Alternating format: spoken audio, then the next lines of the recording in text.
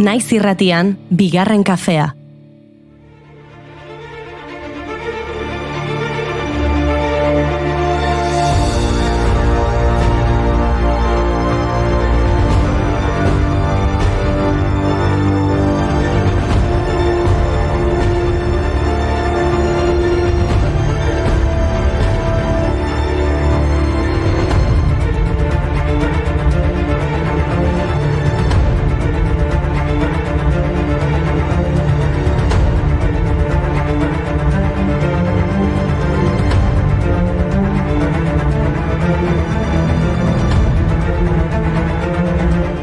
Arratsaldeon deizuela entzuleok eta arratsaldeon mai.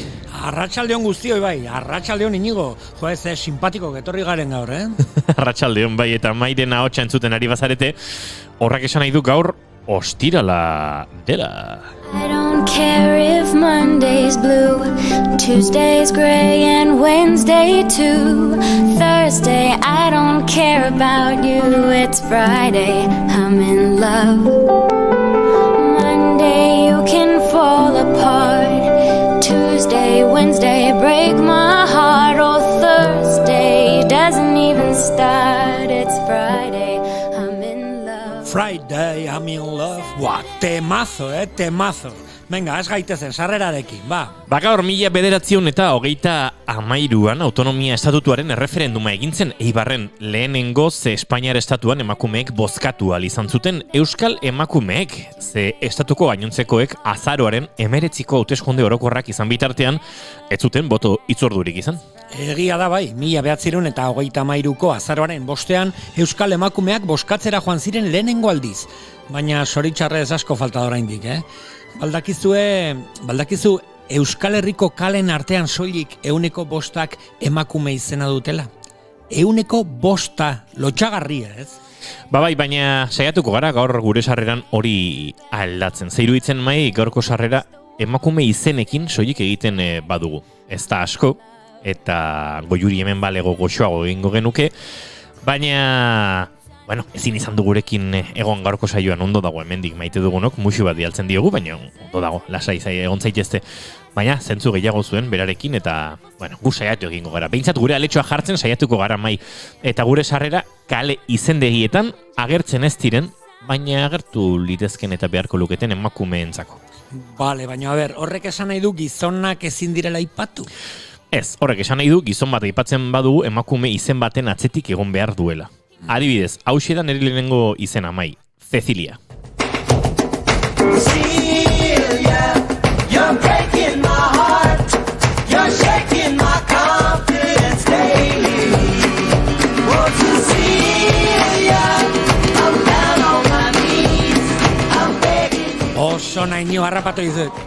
Cecilia izenaren atzetik, kasu honetan, Art Garfunkel dago, ez da? Simon & Garfunkel bikotearenarena. Art Garfunkel gaur 1951 jaio zen. Orain zure txanda, mai. Bale, uste dut ulertu dudala. Nire lehen izena hauxe da, Esperanza Fernández.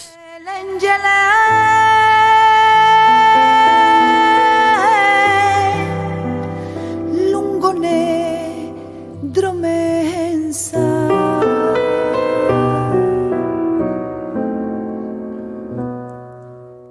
Wow, primeran mai. Esperanza Fernándezek kantatzen duena bestia Jelem da, eta gaur ospatzen da romani hizkuntzaren nazioarteko eguna. Romensa.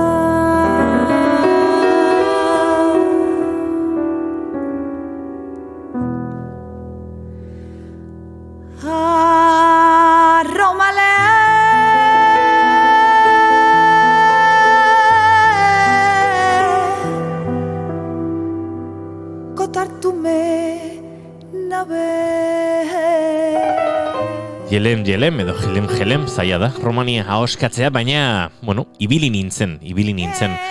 Bart informazio bila ibili nintzen eta beste emakume bat ekarri nahi dizuet. Ana Escardo. Ana Escardo, barkatu nire ez jakintasuna, baina zein da Ana Escardo? Ana Escardo Madrideko Galeria Deoko langilea zen, orain dela 50 urte. Komando de lucha antimarxista barkatu, talde terroristak 1971ko azaroaren bostean, Pablo Picassoren 24 obra suntsitu zituen Madriden. Inorez nahasteko, Komando de lucha antimarxista, talde fascista bazen. Eta, liburu denda hartan, lapurtu zituzten Pablo Picassoren 24 obra. Lapurtu, suntsitu, batzuk ez dakigu gaur zeinen etxetan egongo diren, hori ere esan barra dokagu.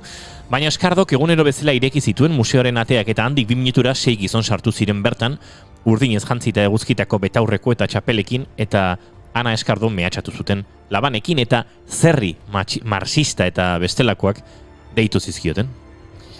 Ai, barre egin eta munduak zuekin egingo du barre. Negar egin eta bakarrik egingo du zuen negar.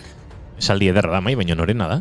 Beste emakume izen batena, Ella Wheeler Wilcox. Noski gaurko egunez, 1850 urtean Ella Wheeler Wilcox idazlea eta poeta jaio zen. Wisconsinen Poems of Passion bere liburuko Solitude da olerki ospetsuena eta bi bertsio horiekin hasten da. Ella Wheeler Wilcoxen olerki askok maitasuna eta sexuari buruz zirelako, pornografiko edo inmoralak bezala klasifikatu zituzten bere garaian. Ba hoixe, barre egin eta munduak zuekin egingo du barre. Negar egin eta bakarrik egingo du zuen negar.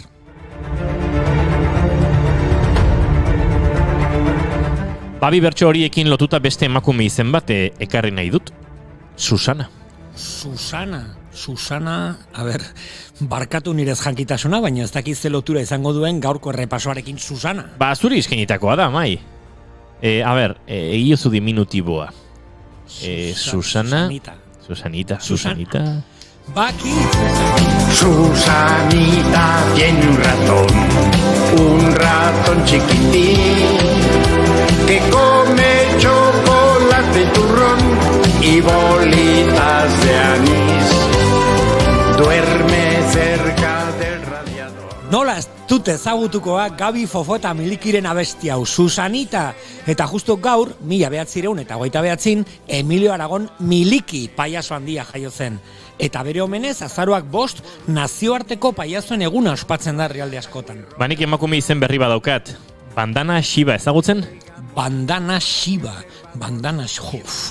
Barkatu nire paiazoen, ez jakintasuna. Ez. Gaur 1952an Bandana Shiba, Indiako fisikaria, filosofoa eta idazlea jaio zen. Bandana Shibak ekofeminismoaren aldeko aktivista ezaguna ere bada, eta Right Livelihood Award edo Nobel Sari alternatiboa jaso zuen 1983an. Barbara! Ui, eskerrik asko mai, baina Bandana Shiba gustatzen bazaizu, Barbara esan beharran esan dezakezu zoragarria edo aparta. Ez da hori, Barbara. Argi dago zoragarri eta aparta dela Bandana Shiba, baina nik esan nahi dut Barbara, beste emakume izen bat, Barbara Streisand, kasu honetan.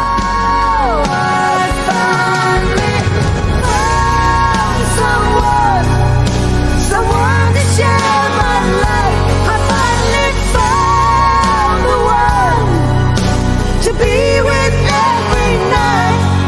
'Cause whatever I do, it's just got to be you. Oh yeah, my life has just begun. I finally found. Da, kasu honetan, Barbara Streisanden izenaren atzean edo ondoan dagoena Bryan Adams da. I finally found someone melodia The Mirror Has Two Faces edo ispiluak bi aurpegi ditu pelikularako konposatu zuten. Eta Barbara Streisand atzean dagoena, hauxe da Bryan Adams, gaur dela 62 urte jaio zen Kanadan. Zorionak, Bryan. Ez ezagutzen duzen beste emakume hau. If I have to lie, steal, cheat or kill, as God is my witness, I'll never be hungry again.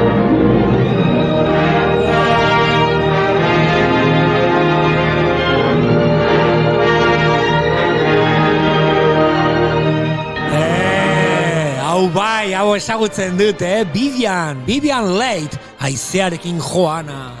Bai, 1913an jaio zen Vivian Leigh, aktore eta antzerkilari britaniarra. Bitan irabazi zuen emakumezko aktore onenaren Oscar saria. Lehendabizikoan 1939ko Gone with the Wind filmean Scarlett O'Hara papera egiten, eta 1951ko A Streetcar Named Desire filmean Blanche Dubois interpretatzeagatik. Scarlett O'Harak esan zezakeen, jainkoa da lekuko, ez nire kaleek eta ez da zuen kaleek ere, ez dutela emakume izenik gabe jarraituko. Aupai. Una mattina mi son svegliata, oh bella ciao, bella ciao, bella ciao, ciao, ciao. Una mattina mi son svegliata ed ho trovato l'invasor. Gauza bat esan nahi zut, Inigo, nire ustez bada garaia bi kale izen hauekin izendatzeko. Kale Kontxita Beitia eta kale Marimi Ugalde. Gaur Marimik ezin du gurekin egon, baina Kontxita inoiz baino indartsuago dator. Tren bat gelditzeko moduan, Mai? Eta trenaz badago nola bidaiatuko dugu gaur?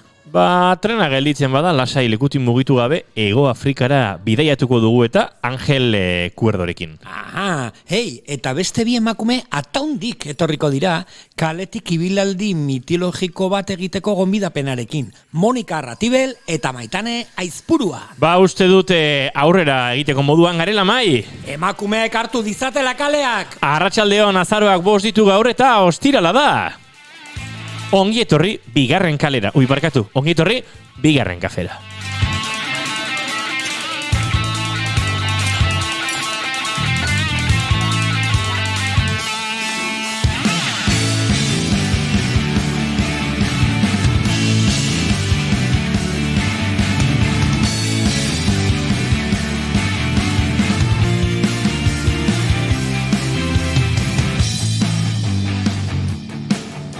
Mai, daude bi pertsona gure laborategiaren atean selfieak egiten. Sedizu sartzeko.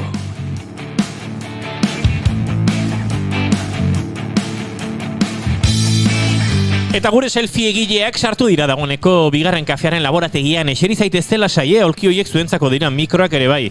Eta galderak ere baditugu zuentzat. Zuekin jaun Andreok ez dakigu fiordotan, alpeetan edo ze inguru naturaletan, baina bigarren motoan da dagoeneko Mai Rosetti Gorostiaga aurrera. Arratxaleon Inigo, arratxaleon Etzuleo, nire motora tope dabila alpetatik, eta gaur gogoratzen naiz Tony Romingerretaz. Orduko errekorra utzi zuen 1984an, gaur hain justu!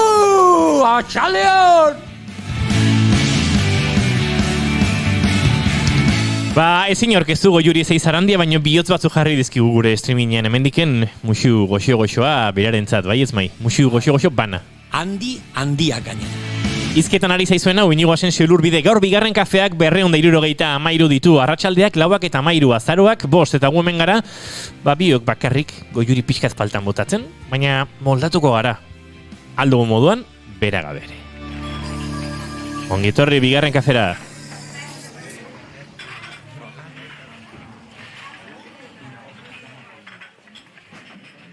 Eta gaurko saioa hasteko Maik musika eskatu du. Bai, eskatu dut abesti bat nire maite duta botatzeko. Jarri abesti hori.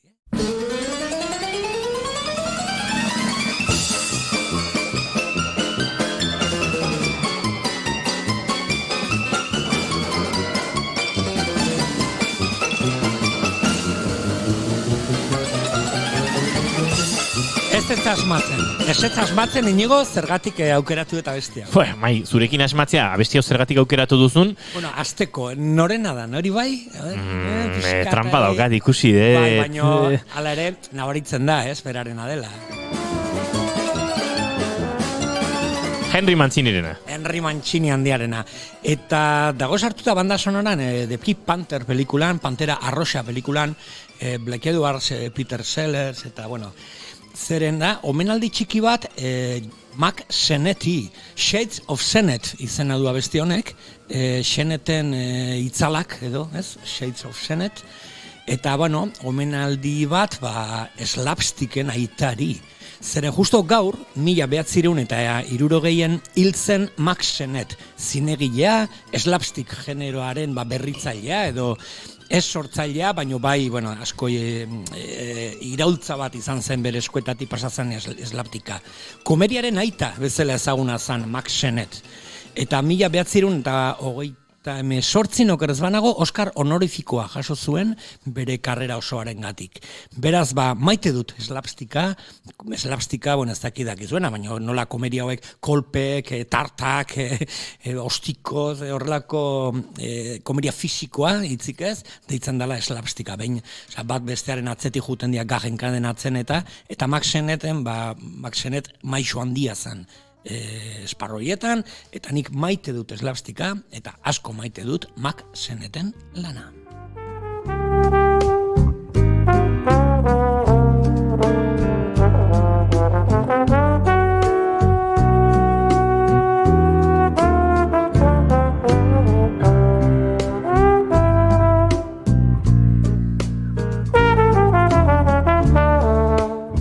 Datorren asteazkenean gurean izango dira aldapeko Basque Latin Jazz taldeko bikide, Imanol eta Pello izango dira gurean, Iribarren eta Irigoien, eta euren diskoko kantu ederronen konponketarekin egingo dugu aurrera.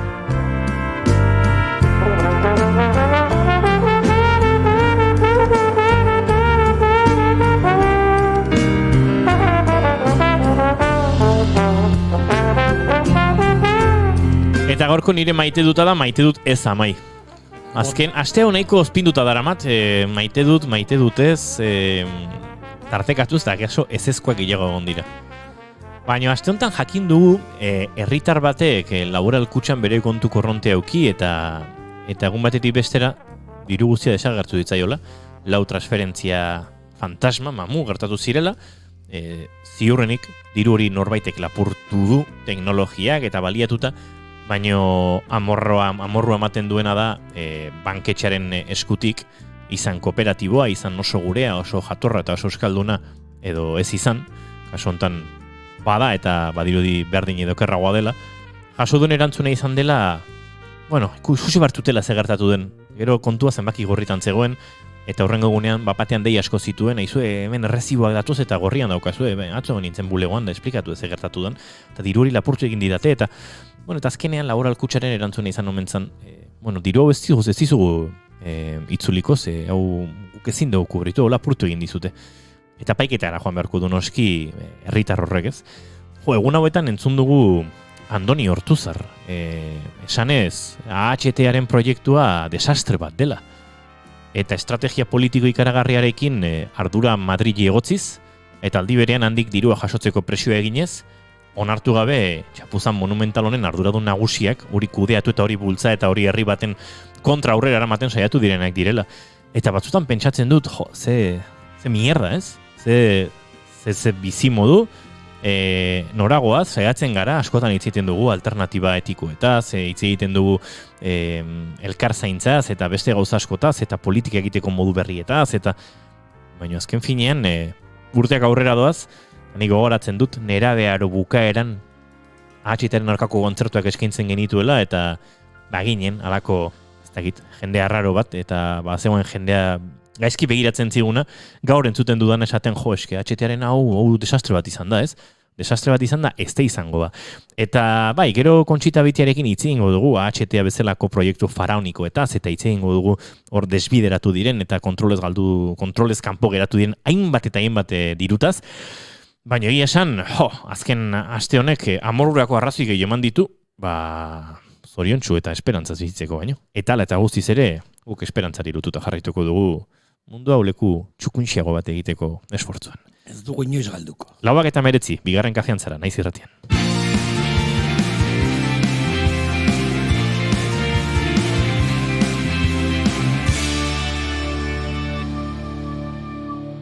Emaiozu bigarren aukera bat egunari. Naiz irratian, bigarren kafea.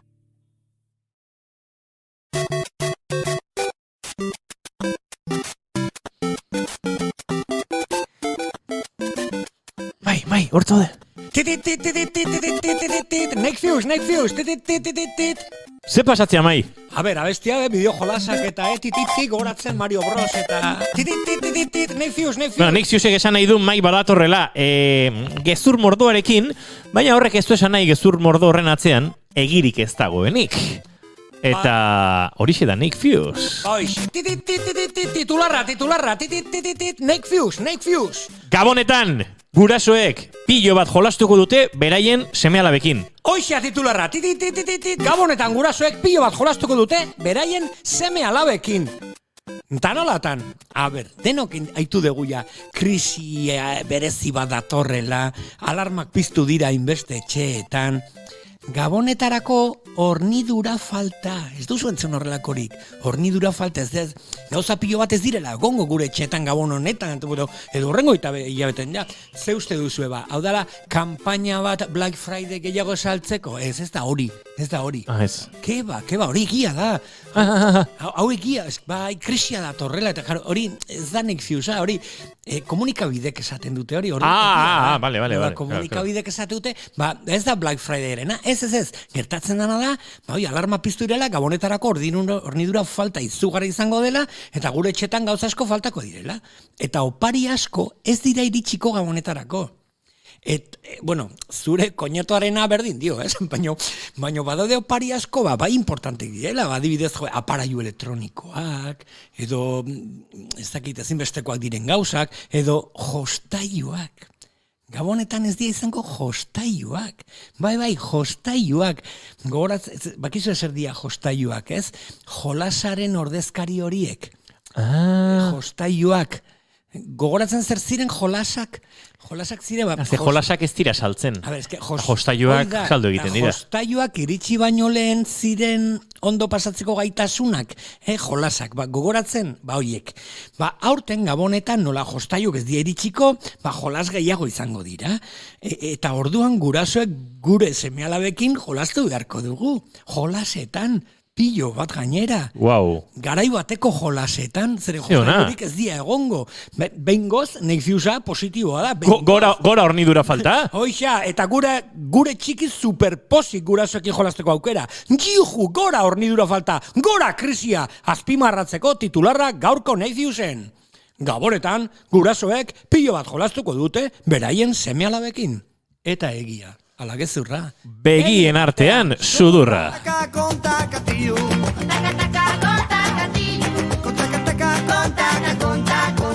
Beti gezurrak esate, jatzetu inor sinisten. Beti gezurrak esate, jatzetu inor sinisten. Beti ondoko zarakan, kala una. Bizkarretik ematen dura bankada, kala bizkarra dakan. Beti zaude ondoko zarakan, kalakan. Beti ondoko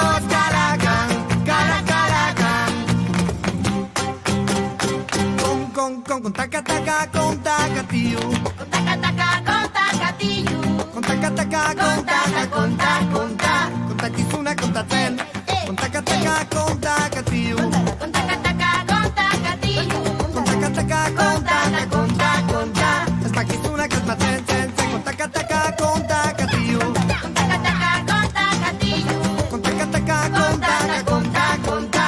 Beti gezurrak esate. Jatzetu inor sinisten. Beti gezurrak esate, jatzetu inor sinisten.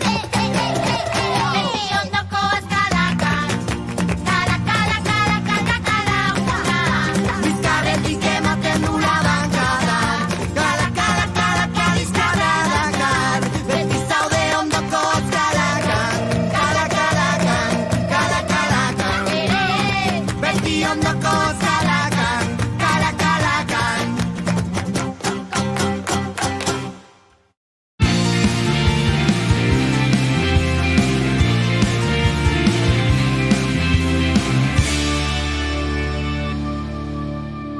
Bigarrenak ez direlako beti okerragoak, bigarren kafea.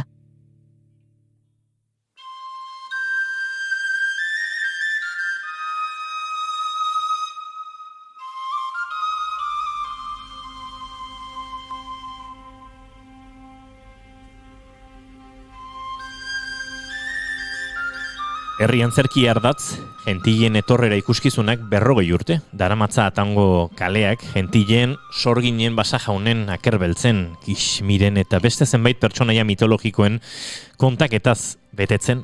1981 urtean antolatu zen lehen aldiz eta ordutik ona 30 istoriotik gora antzestu dituzte kale antzerki honetan.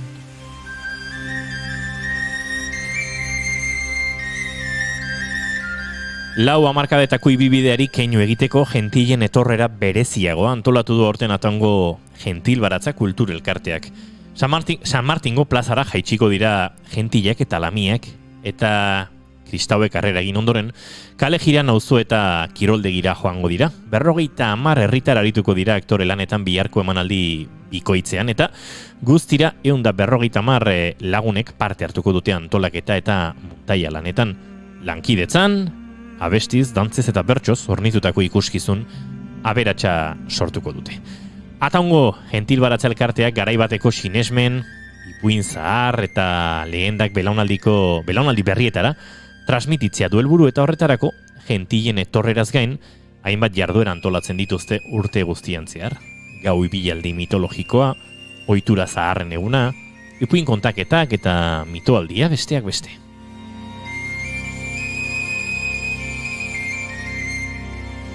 Eta honi guztiari buruz hitz egiteko eta urte bereziontako mitoaldiaren egitaraua hobeto ezagutzeko gurekin ditugu bi ipuin kontalari eta mitozale handi. Selfietan ere jaioak.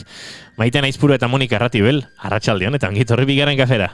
Arratsaldeon. Hurbildu mikrora beldurrik gabe, mitoak erautsi behar ditugu eta mikrora hurbiltzeak ez du inongo kalterik egiten. Selfieak ondo egin dituzue? Hoi Monikan kontu da. Ez du, astik izan. Ez lanet izuzenen. Koitxauak, ez zazu ez zurik esan, ikusi zaitu etor kanpon, gure laborategi kanpon mugikorrakin aurre atatzea, eta ez da gizartan egin zinet. Baina fundamentuzkoak ez tegata. Ez? Gero. Giatako zue. Gero, ilundingo igu. Hemen bakuz argi politxe. Bai, barrun bai. Moldauko gea. Txaldeko 7:27 minutu zuzenean gara, eta noski, zuzenean urteare badu aurrera, eta orduak gero eta ilunagoak dira gure irratsaioan, argiari dagokionez behintzat, eta segituan, arratsaleko 5 inguruan ja nabaritzen hasten da ben estudioan, gero eta argi gutxiago sartzen dela. Baina edo nola ere, guk argia jorti barko diogun mai, datozen bi gonbidatu hauen bideari, eta batez ere aipatu ditugun. Ordua proposa, bi sortzaile sorgin hauekin hitzeiteko. Uste dut Monika Gonzala gurekin, ez? Goindala hilabete batzu, bere liburu aurkezten, eta egizun egar poliki, ez? Lainoarena eta Maitane lehenengo aldia gurekin. Bai, gusta etorrigia. Bai, gustora ni badakitean hemen ibiltzen zara, ipuina kontatzen, eta ez? Aspalditik? Bai, ja, 10 urte badarmatzat, bai, ipuina kontatzen, baina beti ere gure elkarteari lotuta. Ez dute nire izenean ez ditut ipuina kontatzen. Ezik eta Gentil Baratza Elkartearen izenean antolatzen dira ipuin kontaketak. Baina 10 urte bai, gure pertsonai mitologikoak hori liburutatik atera, astindu eta bizitza ematen. Eta 40 urte, ez? Errex esatea. Asko da. 40 urte dituenak. Bai, claro. Ni gutxiago. Eta berez, Gentilen etorreta 2 urtean behin egiten da. Pentsatzen dut, edizio batetik bestera, izugarrizko lana izango da, ikerketa lanean, idatzi, urrengo antzezlana, urrengo testua, urrengo helburuak. Bai, beti biltzen gara pixka bat, a kontrarreloj esaten denaz, ez dugu Gentilen etorrera bakarrik egiten, zure lankideak aipatu den bezala, gaueko bilaldiare egiten dugu, eta gidoia azken finean berritu behar da urtero, eta egia da, ipuinak kontatuak direla, eta noiziek behin errepikatu egiten direla, ez? Baina saiatzen gara beti ere zerbait berria sartzen, eta urte osoko lana da, gelditu ere egin gabe. Esan dezakegu, errudun handienetako bat, Aita Barandiaran izango dela. Bai, nola ez?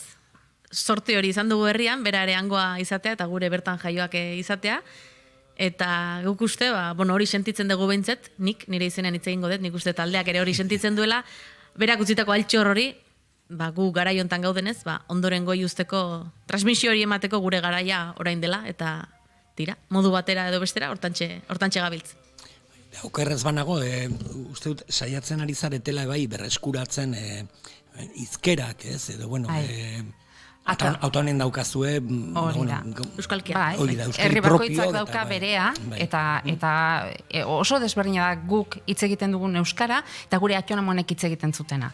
Hitz oso desberdinak, azken finean beste mundu batean bizi ziren, beste gizarte mota bat, eta beste behar batzuk, eta hiztegia desberdina zen. Eta orduan saiatzen ari gara hori berreskuratzen. Jo naiz purak izugarrizko lana egiten du horretan. Gure kidea, eta bera da gidoilari nagusia, eta benetan izugarrizko ikerketa lana egina dauka berak, eta saiatzen da, garai bateko esamoldeak, hiztegia hori bizirik mantentzen.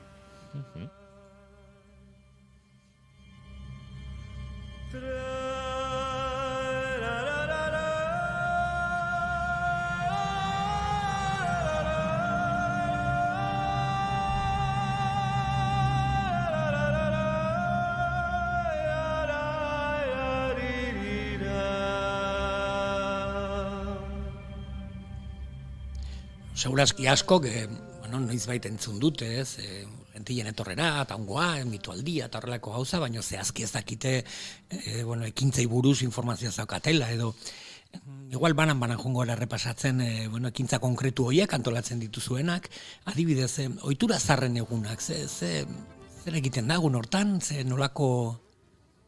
Ohitura zarren egunetan, egin izan da, garai bateko ohitura zarrak, izenak berak esaten duen bezala, hori nolabait erakutsi herrian. Horiek ze izan daitezke, behin egin zen garai bateko ezkontza bat, adibidez, gaur egungoaren oso guztiz ezberdina, eta, sagardoa nola egiten zuten, txerri hilketa bat nola egiten zen baserrietan, tresneria hori ere ataungo etxe eta baserri askotan zorte hori dugu, nik etxe guztia garbituko nuke egiesan, eta norbaitek jasotzen ditu garai bateko gauzak, zorionez, eta hoiek ere plazaratzen dira, eta erropak ere bai, artila nola lantzen zuten, eta hainbat gauza ikusten dira. Azkenean da, duela 200 bat urte, herrian jendea nola bizi zen, pixka bat gure ondorengoek ikusteko. Ze lanbide zeuden, ikazkinen lanbide oso garrantzitsua izan zen ataunen, kablearen historia, belarra nola gesten zuten menditik, azken finean ohitura guzti horiek, saiatzen gara kalean antzesten eta jendeak ikusteko.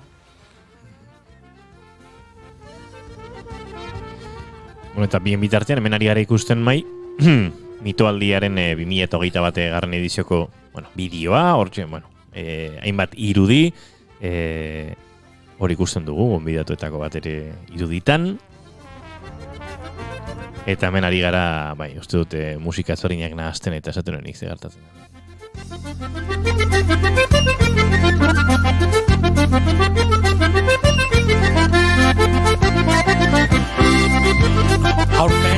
Aurtengo mitoaldia berezia izan da, ez, beste urtekin konparatuta, ekintza gehiago edo gutxi gora beran beste urtetan bezala? Aldien bertan antzeko, ez da? Antzeko, ez? Baina izan da berezia, 40 urte horren hori ospatzen dalako, ez? Adibidez, hitzaldik, mitoak eta kontu zarra, Jose Arratibel, Bernardo Atxaga eta Miguel Ángel Elustondo, pasaden urriak bat ospatutzera uste dut, ondo. Oso ondo, bai. Ni bintzat oso gustura gonitzen, eta izugarrizko ilusioa egin zidan gertutik ikusteak Jose Arratibelen maleta ura eta bere eskuzko eskritu horiek, eta zirrara berezi bat sentitu nuen nik hori ikustean. Bai. Azkenean, zorionez, Jose Arratibelere ere ataundarra zen, eta zu pentsa, garai batean, gerra bizi izan zuen jendeak, diktadura bat bizi izan zen hemen, gure ondare kulturala desagertzea egon zen, eta Jose Arratibel, Jose Miguel Barandieran, horrelako jendeari esker, garai bateko gure historia hortxe daukago idatziz jasoa. Beraiei esker, eta hori, Jose Arratibelen karpetatxo hura erakustea bezala, eskuz idatzitako tekstuak, eta bertatik bertara ikuste hori, zirragarria izan zen, eta izugarria. Uste dut maizuk ondo ezagutzen duzula, mitoaldia, eta zerbait behintzat badakizula, baina uste dut entzuleari ere kokatu behar diogula, ze Euskal Herrian entzuten gaituen jendetik batzuk Ataun kokatuko dute, beste hainbeste kakaso ez dute kokatuko.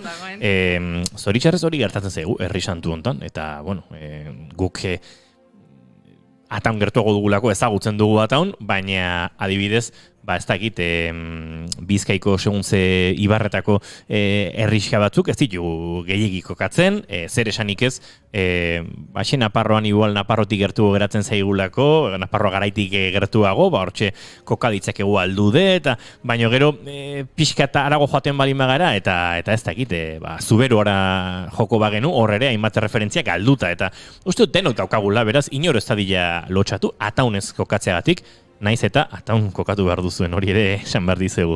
Baina, bueno, ataun Goierren kokatuko dugu, ez dakit, jendeari referentzia gehiago matearen Aralar parke naturalaren inguruan edo kokatuko dugu, ez dakit, nola kokatuko zenukete ataun, Euskal Herrian Goierri ingurua ezagutzen ez duen norbaitentzat. Menditarte batean, eta esango nuke ezberdintasuna dagoela aldameneko herritik gurera, hau da, Lazkaotik atauna sartzen zarenean, ez dakit berde ikusten dituzu mendiak, gentilbaratzare bai, San Martinen bertan, eta niretzako toki oso berezia. Bestaldere bai, ja pixka bat eguna aurrera doan enean, eta iluntzen doan enean, gero Lazka hor ataratzen bazara, hor ere argi gehiago baita, hori ere bai. Bueno, atauni buruz gauza asko esan dira, munduko herririk luzena, omen da. Eta oberena. Ui, eta? Oberena. Oberena ere bai. Bueno, han kokatu behar dugu, mundukoa, baina uste dut Gipuzkoako behintzat bai dela, ez da egite Euskal Herriko luzenari izango dute den? Hor biliko da, baina luzenetakoa.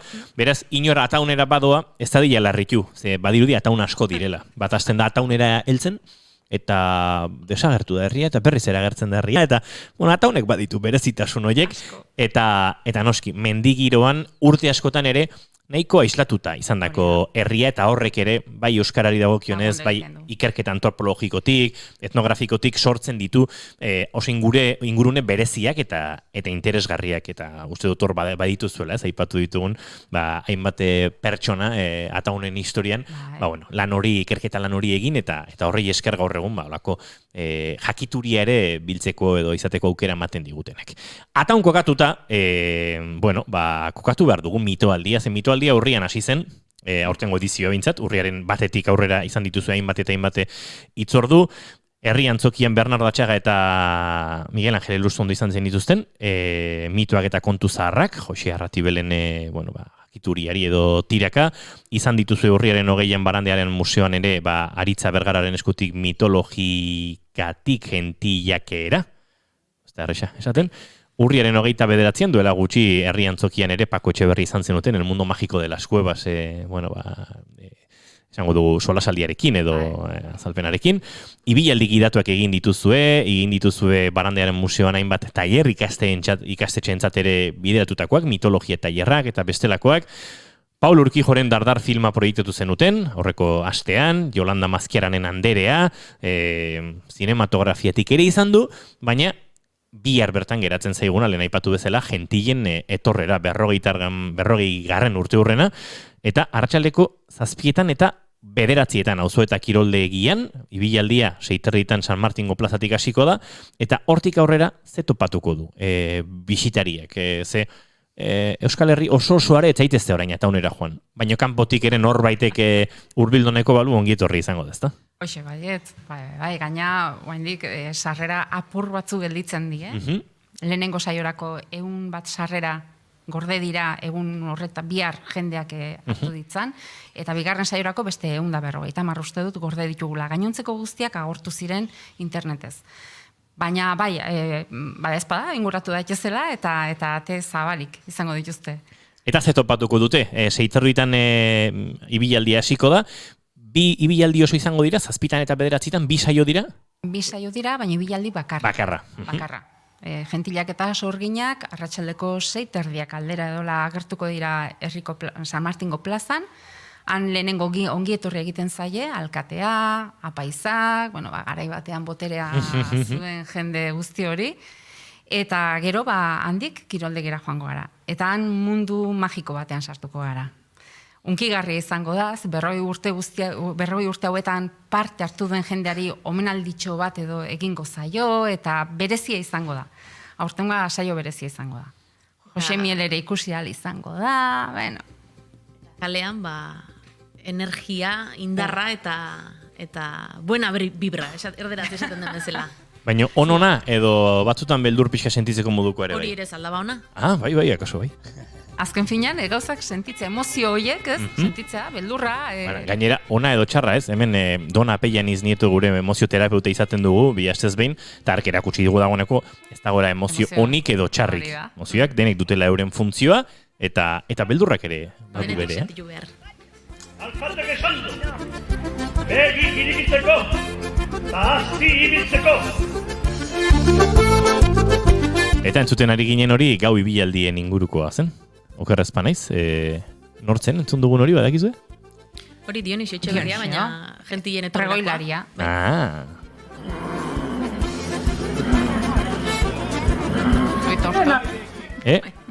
Torto. Tartalo. Hemen ari gara ikusten beste hainbat irudi, baina tira, gentien etorrearen girontan jarraitzen badugu, Monika, zer gehiago kontati ezaiokegu entzuleari?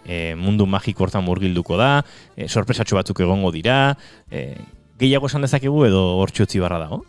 Zerbait gehiago kontatuko nuke, dena ez, noski. Dena ez. 40 urte hauetan kontatu diren pasartetxoak izango direla, batzuk agian ezagunak egingo dira, besteak ahaztu ere egiten dira eta berriak irudituko zaizkie, eta sorpresa bat ere izango da urten, sorpresa indartsu bat. Bai, oso. Bildurgarri xamarra. Wow. Eta antzestuko den ipuin bat, inoiz ez dugu antzestu. Lehenengo aldia izango da, antzestuko duguna. Bai. Estreineko mundiala, beraz? Bai. Ipui kontaketatan kontatu izan dugu, Ataungo baserri batean gertatutako historia da, sorginak, pertsonai nagusi, eta gehiago ezin dugu kontatu. Lehenengo aldia izango da, antzesten duguna.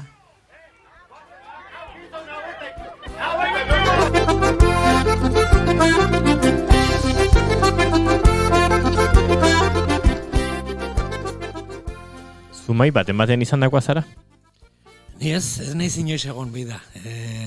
Juten naiz antzestaan antolatzea, antzerkia, joan daukat, eta bisita asko iten ditut urtean zer ataunea, baina ez, lanagatik edo nahi inoiz egon egia esan. Edo agian ez da espabilatu eta entradari gabe gelitzen da. Baita ere. Bai. Asko gozatzen espabilatzen askotan, egia da. Hala ere, aipatu ez sarrera dexente gorde dituzuela biharko, ataundik arategoko jendea ere hurbilduko zaizuen oski? Bai, Euskal Herri guztitik etortzen da. Azken finen, web horrik, gaurko sare sozialai esker, iristentzea leku askota. Eta bai, Bizkaitik, Nafarroatik, iparraldetik bai, jende pila bat dator. Arabatik ere bai. Horret, azkenen finean, tira. Bai, atan badago ere geografikoki leku askotatik gertu, nola esatearren, ez da? Eta sare sozialek eta teknologia berri hauek alde honak ere badituz, eta tira, nolabait datu hori jasotzen ditugu, eta... Alara, ipatu dituzu eta Naparroatik, ataundik Lizarrusti garo eta antxe Naparroan zarete. Baina akaso batzutan horrelako mendatek ikaragarrizko muga sortzen dute, ez dakit? Hori ere, baina tira, sakana mintzat oso... Bai, urbiltzen da sakanatik jendea? Sakanatik, bai. Bai, ataundarrako itxura handi edo etxarri aldea juteko eta arbizu altxasu, bai, badaukago harremana bai. Ni bertan bizi naiz eta kanpaina egiten dut etxarri ganatzen bai. Horregatik. Nik kuriositate puntua daukate ensaioekin eta barrez, porque hainbeste jende 50 pertsonan zeratzen, 150 lanen atzetik eta koordinatzeko ez da erresa izango. Ordan noiztik, astero, zara behin, bitan, nola iten duzu hautsi gora bera prozesua? Bueno, hilabete bat lehenago edo, ensaiok hasi hilabete bat lehenago edo lasten die. Eta azpitaldetan banaute oten geha, ordutegi desberdinetan, eta bain COVID-en kontuanekin komplikatu xagoa izan da, talde burbujak edo sortu barri izan ditugu, eta baina hori azpitalde bakoitzak ensaio bat izaten dugu astean, Eta gaur konkretuki, ensaio orokorra izango deu ja frontoian. Gaur izango lehenengo aldia, denok elkartzen zaretela. Bai, ez? hori Eta da, bihar bai. estreno. Hori da. Bai, ke kaina. Eta bai, oso emozionatuta, egia esan oso emozionatuta. Eta justu gure taldean, gainera zuk ezagutzen duzu norbait daukagu, lanean, gure urtzi, eta hori oso gustora, egia esan, ondo koordinatu gara, eta... Koordinazioa oso garrantzitsua, batez ere, bakoitza bere bizia dugulako, eta bere lana, ez gara ontatik Ez gara bizi. hori da. Eta azkenean bat arratsaldeko errelegotik, edo goizez, edo familia uztartzea, hori zaila izaten da, baina, bueno, hor gauden guztio gogo bera dugu, norabide batean dena batera goaz, eta helburu horrekin, dena ondo ateratzea, eta orduan, bai, nola ala moldatzen gara. Bai. Eta umek, esperientzia zutenek, eta pentsatzen dut, Bai. pasio ziten da. Bai. Umek eten die, amorratzen. Eta parte hartzeko amorratzen. Eta sorpresa hondik eramaten dituzu.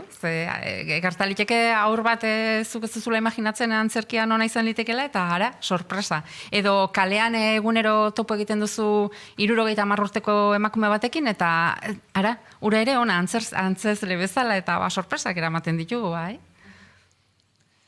Eta aparte, biak egon zeate, Atandik kanpon, hango historia kontatzen, hango ipuña kontatzen.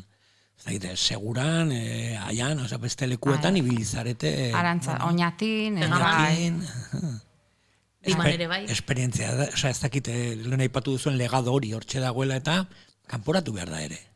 Bai, eta sorte handia daukanik, bera horrelako ipui kontalari batekin kontatzea. Bai, benetan. Lotxatu ingo zigo orain. Asko ikasten dute bere ondo, nala da. Eta gainera, oberena, ez dakit badugu elkarren arteko horrela relazio bat, entxego gutxi egiten ditugu. Zorionez. Eta gutxirekin tekin atatzen duzu. Oso ondo ulertzen gara. Gero gure lankidek izugarrizko buruko minak ezaten dituzte gurekin, baina gu begiratuta bakarrik ja badakigun nork hitz egingo duen orain, zein sartuko den zeinez. Bai, eta hori ederra gala uste dut, eta hortan txegabiltzen. Aurretik gertatutakoak ere oso gainetik pasa ditugu, baina nolakoa izan da azken hilabete hau. Esan nahi dut hitzaldiak izan dituzue, ibilaldi gidatuak, nolako harrera izan dute, pentsatzen jendeak ere, konfinamendu eta COVID garaia hauek pasata ere gauzetarako, orokorrean, bai kulturarako, bai jakituriarako, bai mitologiarako, bai festarako, edo zer gauzatarako gogo ikaragarria du, eta beharra esango nuke, ez da? Bai, antolatu deun guztie, aforokin da ibiliga justu. Eta mitoaldin aurretik egin ditugun ipui kontaketak eta izan da, baina jendea izugarrizko gogokin. Sarrera gabe gelditzen zia, baina seitun. Nik uste publiko hori dugula, batez ere famili giroko ikuskizunetan. Nik faltan botatzen dudana da, ez dakizu berdin ikusten duzu, baina hitzaldietan edo horrelako estiloko ekitaldietan, gazte jendea edo ez dela asko hurbiltzen, eta egia esan, azkenekoan Pako Etxeberriarenean sorpresa handia eraman nuen, eta ilusio handia egin zidan nere adineko batzuk hor ikusteak, baita gazteagoak ere. Ni gaztetasun ontatik sartzen ere ari bainaiz. Pako Etxeberriak tira dizu handia du. Berdin dio ze adinetako jendea erakarri egiten du. Beraz, batzutan troskaetan jende gehiago hitzaldietan baino, ez da? Hori ona da, tabernan egon zalea gara. Troskaetan lan asko egiten da, Gure ideia asko, sortzen kafe inguruan eta zerbeza artean sortutako die. Nik badut, ataundar batek ezin egindako afari bate troskaetan pendiente, baina ez diritzorduik ematen mutilek. Hortxe, baina, bai. Aulki libreban badau apuntatzen naz, Bai. Kuadria osatuko dugu orduan. Bai, eta lekuko izan naiz ikusten horrelako bilerak, horrelako pasaizu eta komentario, antzestan antolatzen dugunean, beti bukaeran potetxo bat hartzen dugu, edo zutegin, edo troskan, eta askotan mitologiari buruz hitz egiten dugu, segun ze antzesan ikusi dugu, ze ondare daukazu ere, Barandiaranen museoa, Trikuarrik, ze parajek, ze historia dago Ataunen atzetik. Eta nire ustez hori guztia isladatzen da herritarren, ikusten da. Egia esan turismo aldetik gauza asko ditugu eskaintzeko, bai mendi ibilaldietatik, abendualdean egiten dugun Alekupeko ibilalditik, horre nik uste ataundar asko ez zutela ezagutzen bide hori, eta oso magikoa da, zoragarria.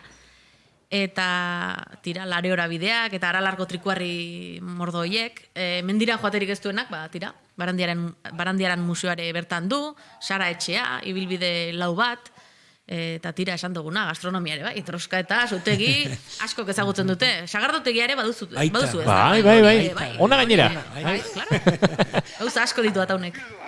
Lurre, zuri egingo dik. Zuri bai!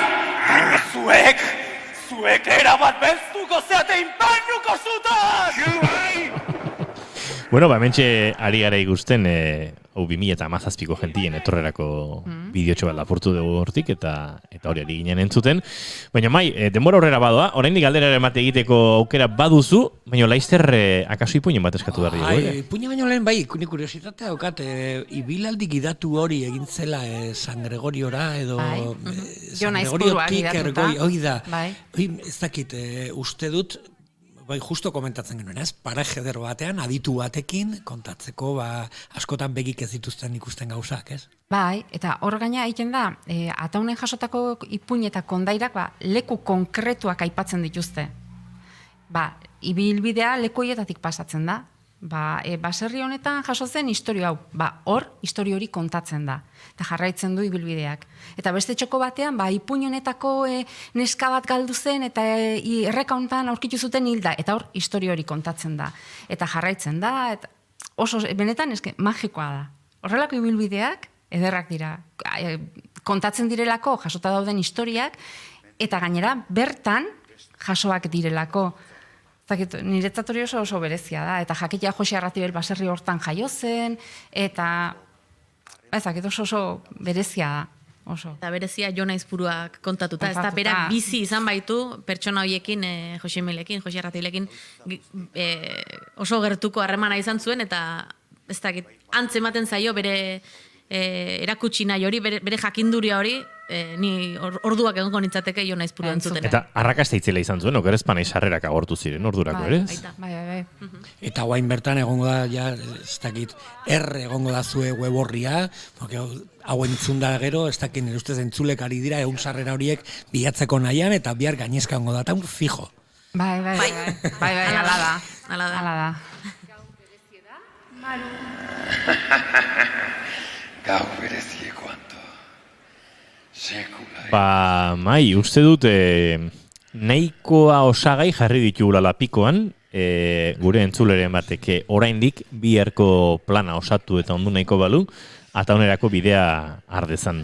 Eta ez dut imaginatu nahi, ipuina kontatzen digute, eta ez datangoa. Ipuina bera? Wow. Ez du sinesten. Posible da, izu. Edo zer gauza, nire gandik. Bueno, nahiko saio ez ortodoxoa gara, beraz izuen nahi duzuena, ez dakit. Bai, generalen hori egiten dute. Bai. Edo usten didatena. Tira, hortan areginen ez da, jendetza inguratuko dela atauna, jende asko inguratzen zaigula, serrarek eskertuz gure lana, eskertuz gure antzerkiak, arrotasun handiz esaten dugu, gentilbaratzako kide garela, eta ipun kontalaria garela, baina arrokeririk ez dut uste usaintzen denik gure inguruan. Eta horregatik, ekarri dut Jose Miel Barandiaran beraren pasartetxo bat, ez dakit ipuina edo, tira pasartea. Jose Miel Barandiaran, 1889ko abenduaren 31 jaio zen, Ataun San Gregorioko, Perun ezar baserrian. Aur bat besterik etzela esan omen zien etxekoei, apaiz izan nahi zuela. Ik motikoa, ze izan nahioke? Nekazari, hartzaio, ze? Galdetu zion amak. Nik, apaiz, erantzun Jose Mielek. Herritik kanpo, baliarrainen hasi zituen Jose Mielek apaiz izateko ikasketak. Eta gogor xamarrak egin zitzaizkion hasieran. Ikasketak euskaraz egin izan banitu, esaten zuen. Gehiago ikasiko nuen, eta batez ere, errazago. Garai hartan ordea, ikasketak gaztelaniaz eta latinez egiten ziren. Euskaraz baino etzekien Jose Mielek, asko eta asko ikasi behar izan zuen. Jose Mielek buru azkarra izan du beti. Eskolatik Gasteiza joan behar izan omen zuen egitera. Eta aztertzaileak esan omen zion. Gaztelania baino latin gehiago dakizu. Gaztelania gehiago ikasi beharko duzu, Hori entzun da, Josemielek uste zuen, ez zuela azterketa gaindituko. Baina ez zen hala gertatu. 2 ikasturte batera gainditu zituen. Bera izan zen balentria hori egin zuen ikasle bakarra, buru azkarrekoa izan. 15 bat urte omen zituen, eta arro eginda itzuli omen zen atauna. Amari, ez zitzaizkion ondo iruditu, bere jarrera hori, eta atari aurreko sagastira eraman, eta honela esan omen zion. Ikasizak lezio hau, Josemiel. Ikuste aldek, sahar arbola hau. Zenbat eta betego, ordun eta apalago. Ike, holako isa izan behardek.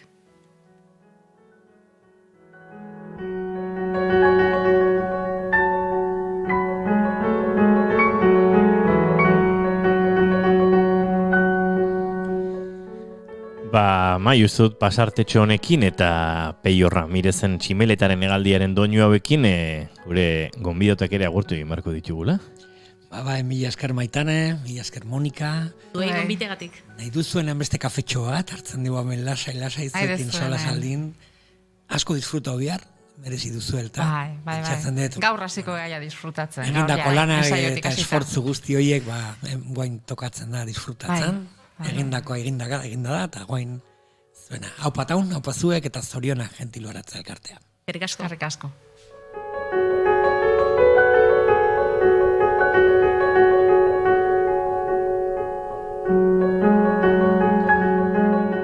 Eta gutxi meletak bezala egan, edo mitxirrikak bezala egan, bagoaz aurrera.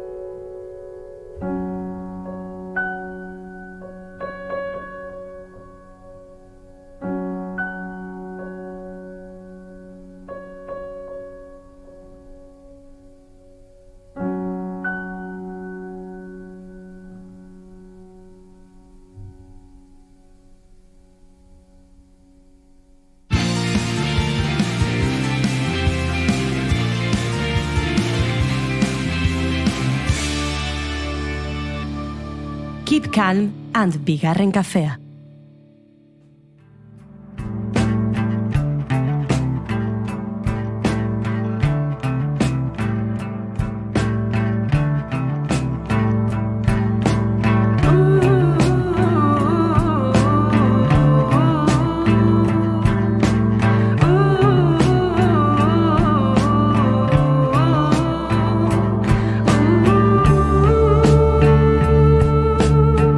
Woo!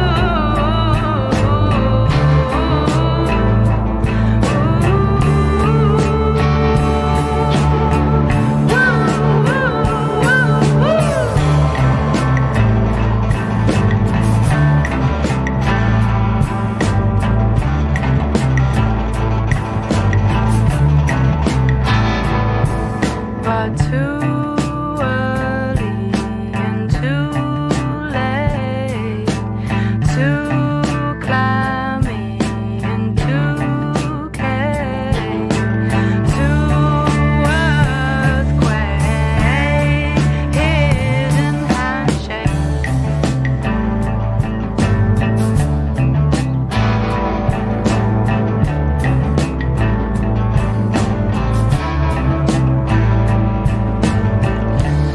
Arratsaleko bostak eta minutu bat bigarren kafean zareten naiz irratiaren sintonian eta entzuten ari zareten gauza zoragarri hau This is the Kid, hain zuzen ere Katie Stables, Britaniar, baina aspaldi Parisen kokatutako abeslariak gidatzen duen taldea bera.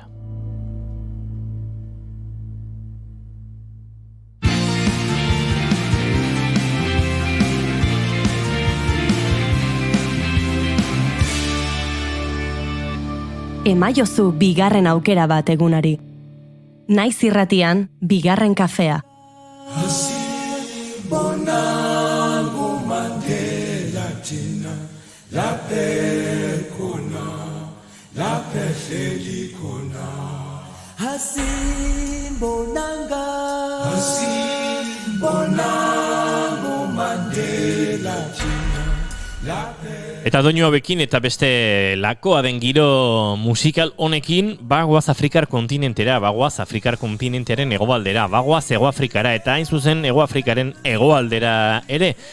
Eta kaso entzule fina bazara, esango duzu, inoiz bidaiatu dugu Hegoafrikara. Ba, akaso bai, baina herrialde bakoitza zenbat aldiz zapal daiteke bidai berriak eginez, ba, noski, ezin 30 minututako tartetxoetan, herrialdeak mapatik ezabatu, herrialdeak beti dira ezberdinak eta bidei bakoitzean ikasitak egu oza berriak, beraz, inoiz aipatu badizbegu Hegoafrikaren inguruko zerbait, ez daukigu eta bat ere garbi, ba, gaur kontatuko dizugunak berrituko du zure herrialdearen inguruko ikuspegia. Ze Angel Kuerdo gurekin dugu, eta lehenik eta bain ongitorri emango digu. Angel, arratsaldeon. Arratsaldeon guztioi. Ondo altzara.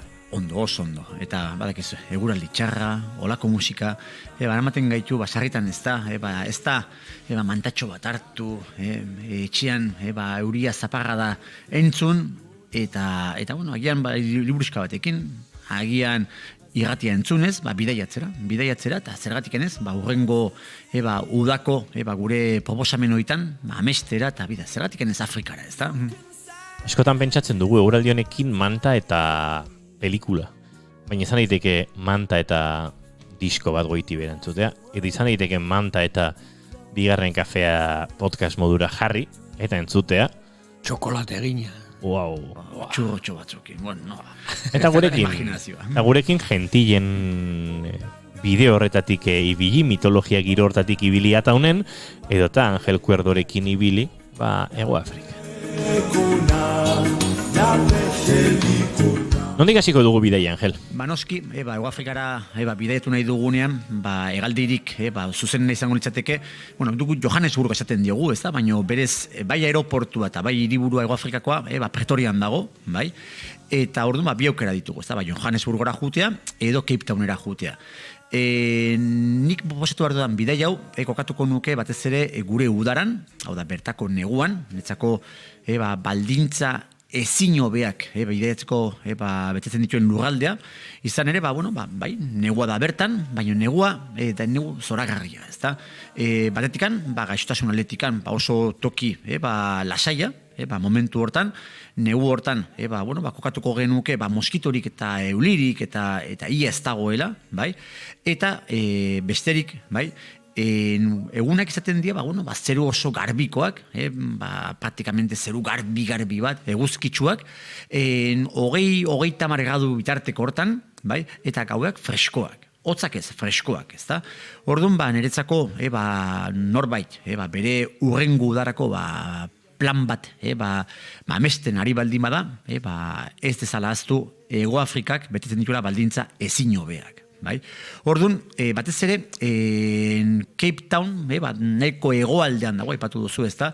Inigo, orduan, Cape Town utziko nuke beste baterako, bai? Eta orduan kokatuko nintzateke batez ere Johannesburgotik, ingurunek hortako bidaia, nun, esan dudan bezala, bai klima aldetikan eta bai osasun aldetikan momentu hortan betetzen dituen badintza perfektuak.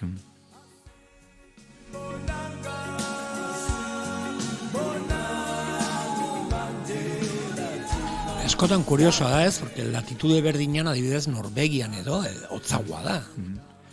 Bai, ez hemen da, eta horretikan, proposatu behar duan bidaiak, ingoitu berrirore bi planteamentu, ez da, nolabait, batetikan, motxilero moduan bidaietu nahi duenarentzako, bertan bidai errez bat egin daitekelako, sarritan dugu Afrika, ez da, bidai komplikatu baten itxurarekin, eta bezetikan, nolabait, famili moduan, edo agian, gehiago safari bidai mota bat egin nahi duenarentzako. Orduan, hasiko naiz nolabait, bai bizikletaz, edo bai motxilero moduan bidaietu nahi duenarentzako. Orduan, bizikleta duenarentzako, bentan esango dizuet, dala herrialde erraza bidaiatzeko, erraza, bai, lasaia, bai, eta, bueno, kenduta bagian, hiriburua hundiek, ez da, Johannesburgo batek, Durban batek, bueno, bagian ez dira hiririk gomendagarrienak, ez da, bertan, nora ezean, eta batez ere gauean ibiltzeko, handikampo, esan genitzake, nahiko toki lasaiak direla, ez da.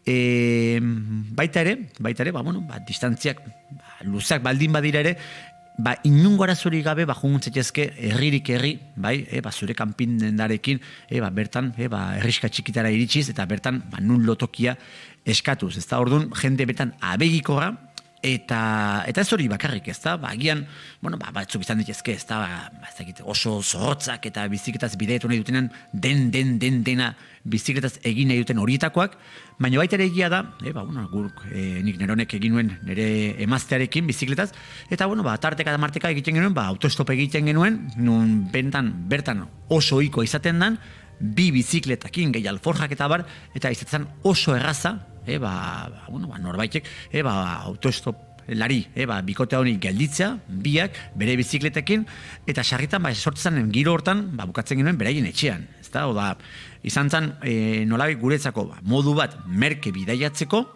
eta baita ere, bertako jendearen gara gerturatzeko, ez, nahiko ibiliga bizikletan, ez da, benga, atera behatza paseatzera, eta ea zer gertatzen zaigun. Eta ikuken ditun, sorpresa mordo bat, esperientzi oso kuriosoekin, bertako jendearekin, ezken autostopean gelitu, beraien etxetara eraman, beraien bizimodua ezagutu, batzutan, oso jende berezia, orduan, bertan gomendagarria bizikletaren aukera hori, naiz, bizikleta oso zaleak ere ez izan, ez da, ez dagoela izan barrik estremista, eta dena, bizikletaz egin nahi, egin behar izatea ere. Backpacker moduan edo motxilero moduan bidaietu nahi duenarentzako ere, erraza, ez da, bi aukera, berriro ere, tarteka marteka autostop egitea, nun, esan duan bezala, bertan, erraza gertatzen dan, eta bestela, badago, nolabait, bazi izeneko, zerbitzu bat, backpackerren, aterpeak, lotzen dituena.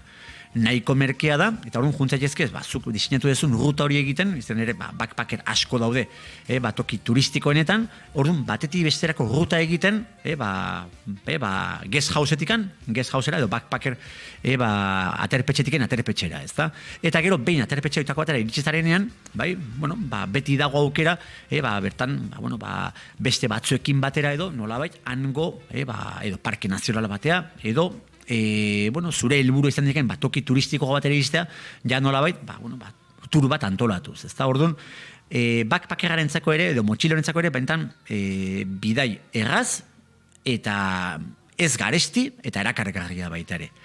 Eta horrein jungo naiz, ez da, nolabait, ez da, famili moduan, edo nolabait, bere kabuz bidaitu nahi duen, kotxe bat alokatuz, edo, hemen, sarritan aipatu dudan, autokarabana edo ibilgailu trukaketa eginez.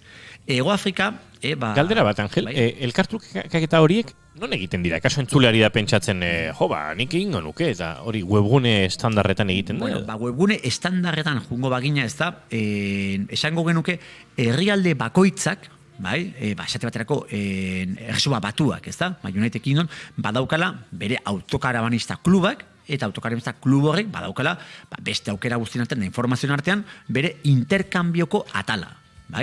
Netzako adibidez oso errazak gertatzen zait, UK, United Kingdom, motorhome bai, elkarteko webunean, no? Da, bai WhatsAppez edo bai internetez, bai, daukezu begiratza bertan UK Motorhome Exchange, bai, eta bertan daukezu, jendea jarri dituen iragarkiak, Zelanda berriko famili bat gara, eta 2022 urterako neko genuke gure ibilgaia trukatu, bai, Europako, mendebaldeko, norbaitekin, ezta? Orduan oso erraza gertatzen da. Baino, hoi da nolabait, anglosajon, Commonwealtheko herrialdeak nolabait batzen dituen plataforma esango genukena. Horrez gain, Googleen jarrita Motorhome Exchange edo Swap, bai, dala baita ere, trukaketa dirazten duen hitza, zatzezkezu webune desberdinak, bertan iragarki desberdinekin. Baina Hego Afrikaren kasuan, nire gomendi izango litzateke, webune hoitara jo baino, jotzea, bertan, Hego Afrikan autokarabanak badaude, baina batez ere daude, lau ibilgailuetan bidaiatzen duen jendea. Eta nolabait, ibilgailu horiekin juten dana, bertako parke nazionaletara, nun oso ondo ordinituta dauden, bertan, lo egiteko eta bar, ezta. Orduan, bertako jende, batez ere zuria, bai, oso, zalea da, modu hortara, bertako, inguruna biztatzekoa. Eta beraiek ere, joera handia dute, Europara etortzekoa. Orduan, Hego Afrika eta Europaren arteko trukaketa ibilgailuna oso erraza gertatzen da. Zein da modu errazena lortzeko hori? Zuzenen jotzea, Namibiako biderlau asoziazora. Facebooken jartzen zu Namibia 4x4, eta saltzen da bertako Facebooka. Edo Hego Afrikakoa, edo Botsuanakoa, edo Mozambikekoa. Orduan, bertan zure iragarkia jarrita Facebookeko hortan, seguru nago, bate baino gehiago dizu, ni interesa daukat, ez da, nik ere badauket olako ibilgailu bat, biderlau bat, ekipamentu, osoa daukana kanpinerako, eta noski, nahiko nuke, Europa ere, bidaiatu, nahi gustatzen moduan da, modu autonomo batean, ez da. Orduan, Hego Afrikarekin nahiko erraza gertatzen da, trukaketa hori egitea. Orduan, behin, bakoitza bere aukeraketa eginda, izan bizikletaz, izan autoestopez, izan backpacken moduan, edo izan ibilgailu trukaketa eginda, nolabait, nik jungo naiz, nolabait gomendatzea, nik egingo nuken bidai modeliko bat, ez da, noski, eukitzaken aldaketa guztiekin. Orduan, abiatu deu, iritsiko ginekela, esatebatarako, Pretoriara, Johannesburgora, ez da? Behin bertan egonda, eta gure ibilgailu aukeraketa eginda, nere gomendi izango litzateke, abia puntu moduan, eta nolabait Hego Afrikara iristen den pertsona batek, noski badu gogoa bertako fauna ikustekoa, ez da? Orduan, niretzako Afrika osoan dagoen parkerik interesgarriena, da Kruger Parke Nazionala. Nun, agian ez da parke nazional basati bat, Afrikar estilo bete-betean, ez da? Baina bai da, modu errazena berdan animaliek ikustekoa. Orduan, hasi berri batentzako, Europar jatorriko bidaiari batentzako, benetan da aukera ezin hobea, nolabait, Afrikan murgiltzekoa, bertako fauna murgiltzekoa, animali mordoa ikustekoa, nahiko modu basatian, ez da? Orduan, hori izango zeken nolabait nire abia puntua, bai? Areako biden, ez da, Afrikak balin baditu, nolabait, bertako fauna, bertako paisaiak, baitari ditu, kultura anistasuna, ez da? Eta hor bide hortan, Johannesburgotikan, Krugerko hortan, zibidira batez ere endebele tribua. Nun beraien etxeak, beraien janzkerak, bentan dira deigarriak eta koloretsuak, ez da? Beraien etxeetan, egiten dituzte koloreztatu, oso kolore biziekin, gorriak, urdinak, txuriak, beraien janzkeran ere, egiten dituzte, goiaretxoak eta bar, dena, oso kolore biziekin, eta orduan da, tribu bat benetan bantu jatorrikoa, Zulu tribu nagusiaren, esango nuke, lenguzu txikiak izango liratekenak, baino beraien janzkeran dautxuretan asko desberdintzen direnak eta bentan ikusgarri gertatzen dana. Orduan, ikusiko bagenu, ez da, Hego Afrikako gidaren bat, seguru, lehenengo atentzio dituko diguna izango dela endebele tribuaren bertako janzkerak eta etxen itxura. Orduan, egin dugu endebele tribua nolabait ezagutu, Krugerra eritxigea, bertako fauna eta bar ikusi dugu, eta hor, nolabait, bi aukera, ez da? Batetik jungaitezke modu errazean Mozambikera, hortxe bertan daukagulako, eta bertako ondartzak eta paisai desberdin hori ikusi, Indiar Ozeanoan, nun Hego Afrikarrentzako izango litzateke gure Mallorcara jutea bezala, edo Benidorrea, eta beste aukera izango liteke, edo biak barne, izango liteke, ja, zuzenean sartzera, hor Ego Afrika dozken beste altxor gauetako bat, ezta? Orduan, Ego Afrika neurri baten, da, agian Afrikako herrialderik aurreratuena, baina hor bertan baditu, bai, bi herrialde txiki, mapan ikusi ere ez direnak egiten, bat izango liteke Swazilandia, ezta? Hala, Swazien lurraldea, bai? Bere errege propioa du, hauek ere bere bizi ohitura, etxe bizitza, desberdinak, oraindik ere nola ikusi daitezke hango folk villageetan, nolakoa zen bizi modua, badaude nolabait horrelako herriak, benan nahiko modu tradizionalan bizi direnak, baina norberak ikusi nahiko barun zein izan zitekeen bertako bizi modua eta bertako dantzak eta bar sortu dituzte folk villageak, ez da? Nuntzuk sarrera bat ordaintzen dezu, eta ikusten dezu, bertako txamanak, nola sendatzen zuen bertako, landare, hortu desberdinak erabiltzen, nolakoak diren bertako etxe bizitzak, nolakoak diren bertako ohiturak eta bar, ez da? Orduan, aukera duenak, nik aipatu dut, niretzako bertako bidai idealena izango litzatekela gure udaran jutea da bertako neguan. Eta beste arrazoietako bat da, bertako abuztu iraietarte batean, beti ere, definiturik gabe dagoena eta jargerekin zerikusi dagoena, ospatzen da agian Afrika osoko ospakizun bereziena. Da, erregeak, Swazi erregeak, dauka aukera, urteroko festa horretan, aukeratzekoa bere urrengo emaztea.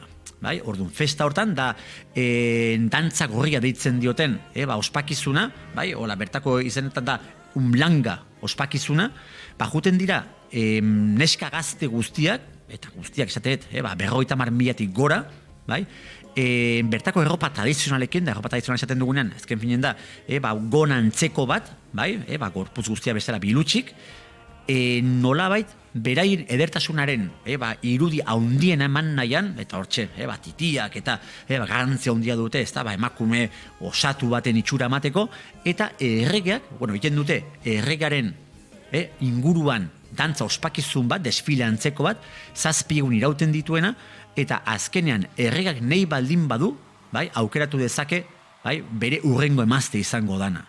Eta orduan izango litzateke, ez dakit, ez da, Zenicienta ipuian bezala nu juten diran denak, erregazteina aukeratuko duen bere urrengo emazte gai bezala, Afrikar estiloan. Bentan, ospakizun kuriosoa, berezia, alaia, azkenen da, astebeteko dantza ospakizun bat, oso herrialde txiki batean, bentan deigarria. Eta gure kulturatik eta gure ikuspegitik eta genero ikuspegi batetik onartzen zaila litzatekena.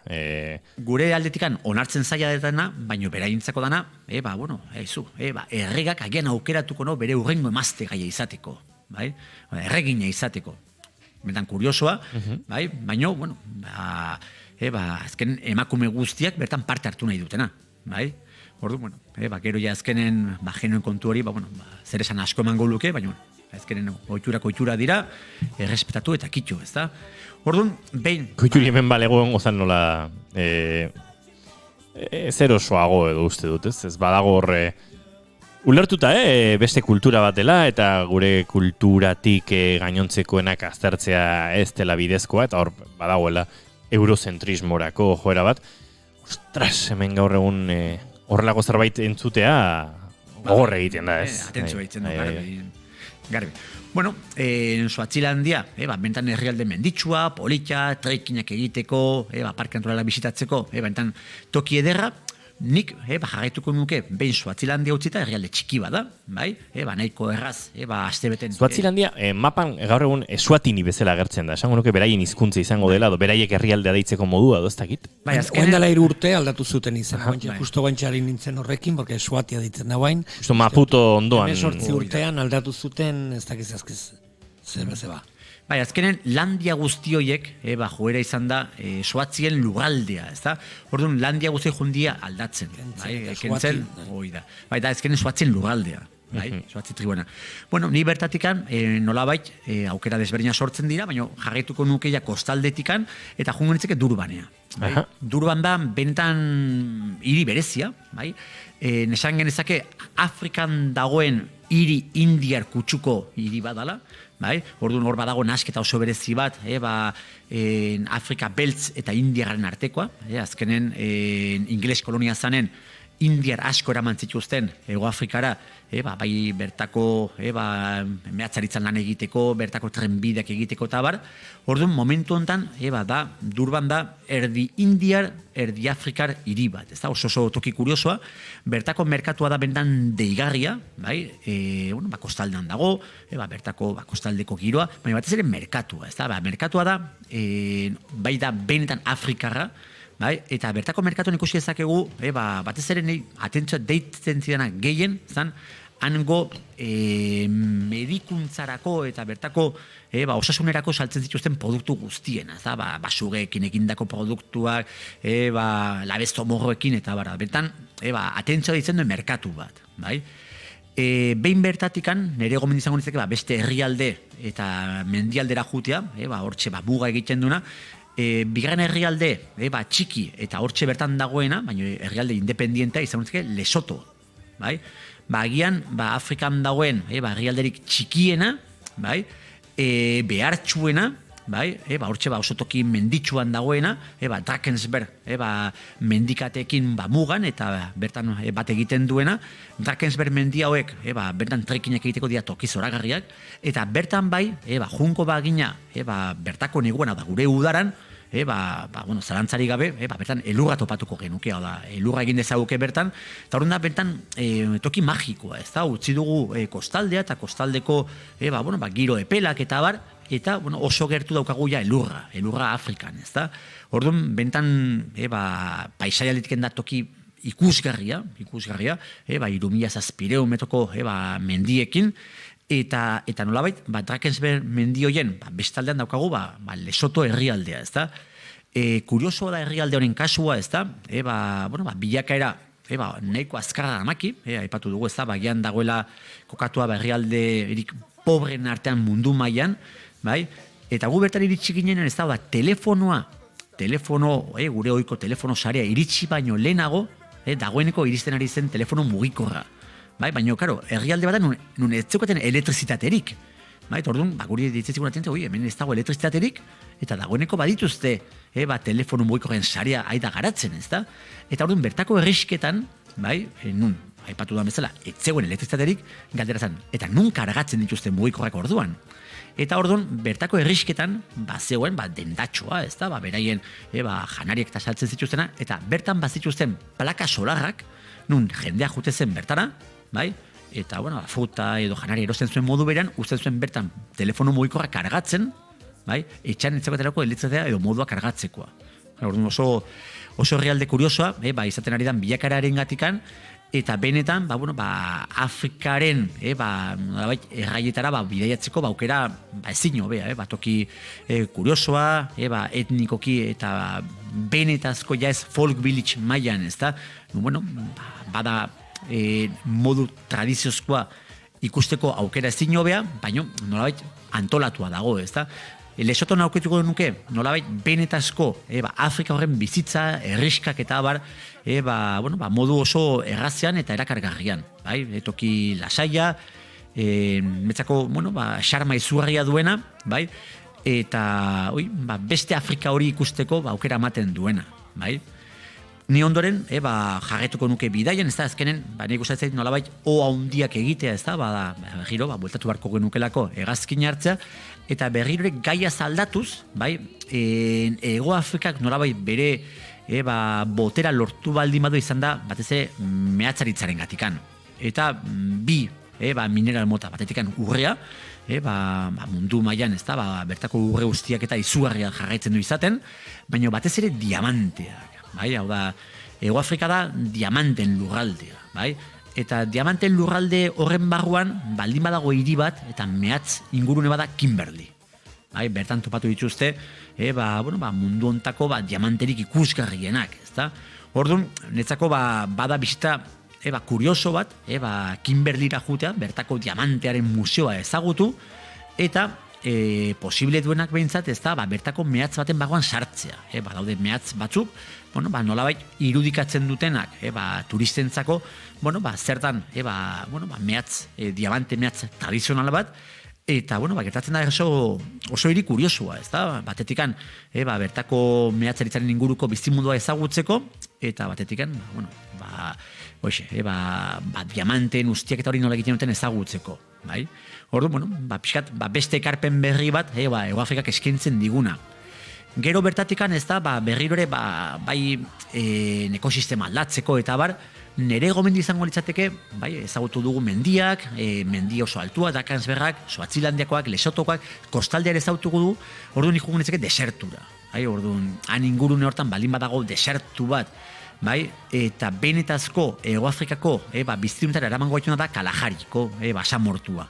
Bai, Kalahari horrek, egingo luke gaina muga, bai, hor badago Transfortier, parke bat, Kagalagadi izena duena, bai, Kalahari desertuan dagoena, eta egiten du muga Hego Afrika, Namibia eta Botsuanarekin. Ez da, orduan, zu sartzen zea, desertu honen barruan, bai, eta atera zaitezke Namibian, atera zaitezke Botsuanan, edo berrirore, bueltatu zaitezke Hego Afrikara, ez da.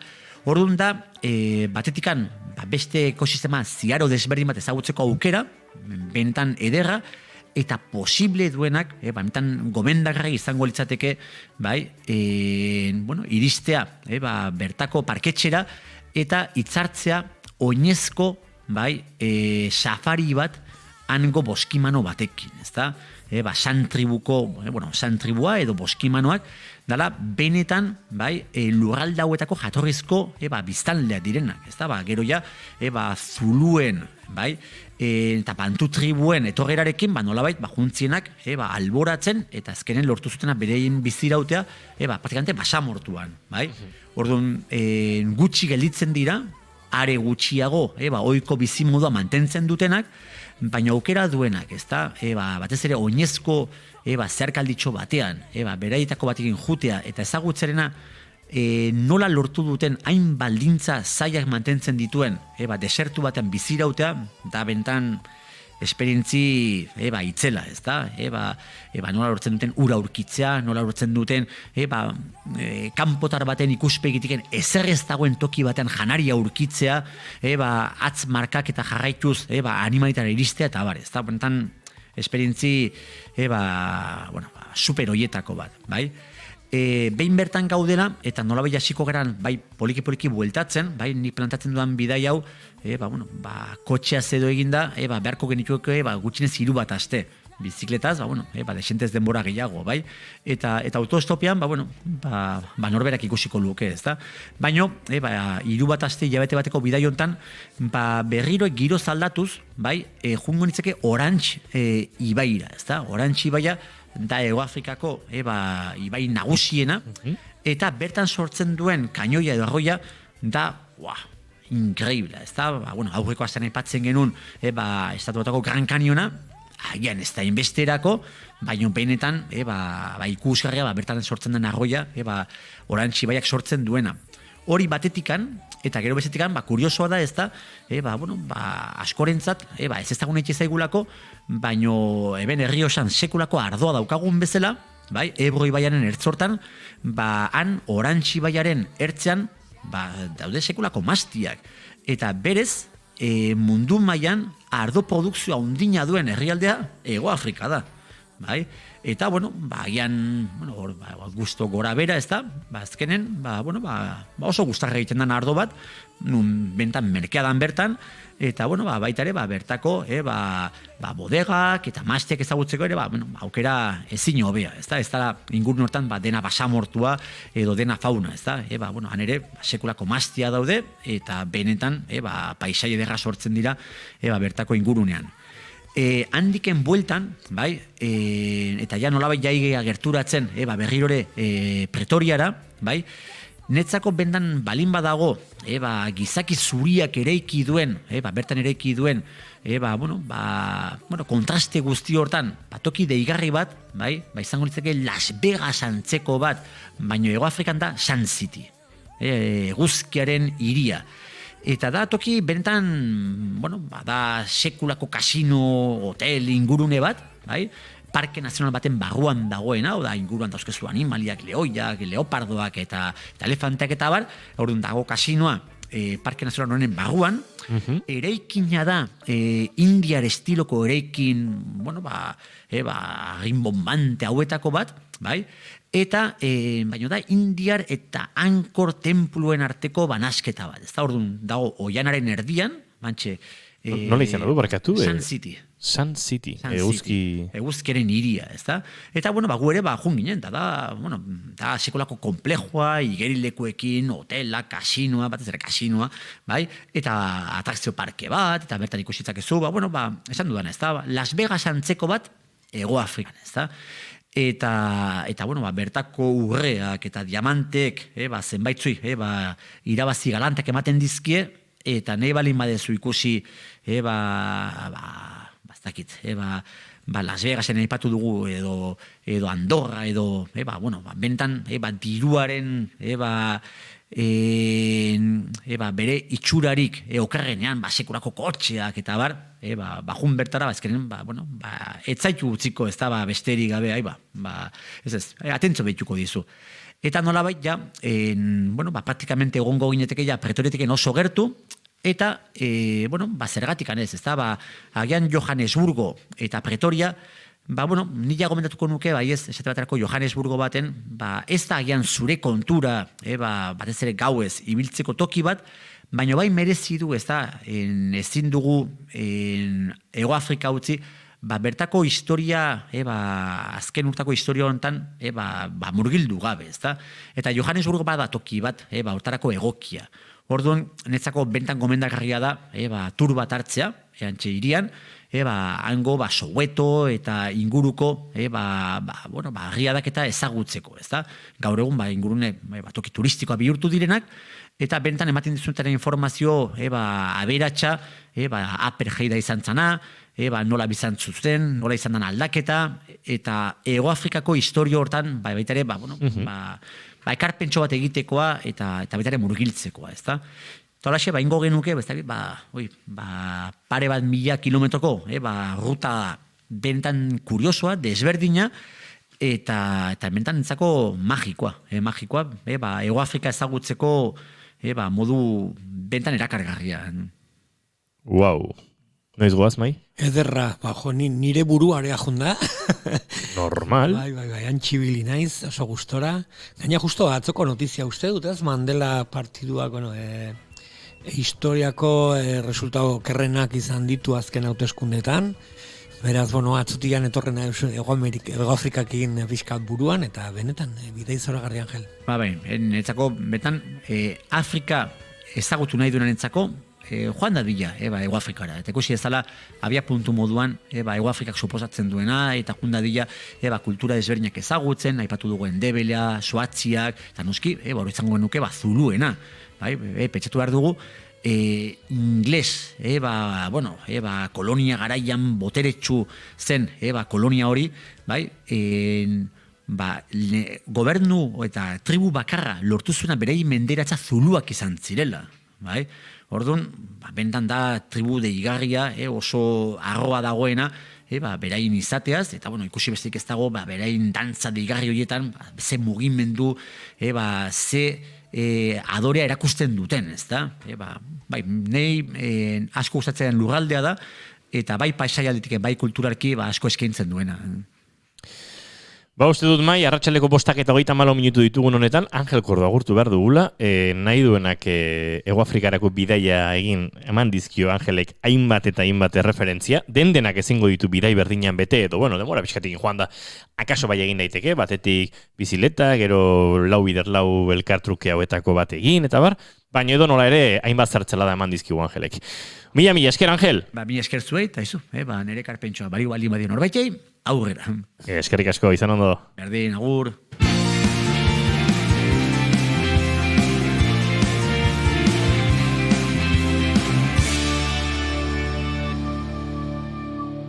bigarrenak ez direlako beti okerragoak, bigarren kafea.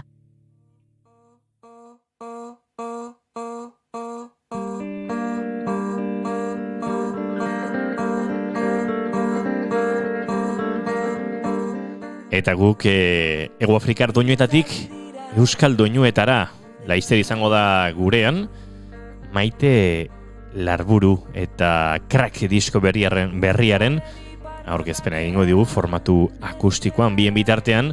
Durangon izango da eta Durangoko azokaren lanen artean topatu dugu Maite Larburu bera, Carlos Tarontxer, Carlos Arantzegik osatutako kantu hau.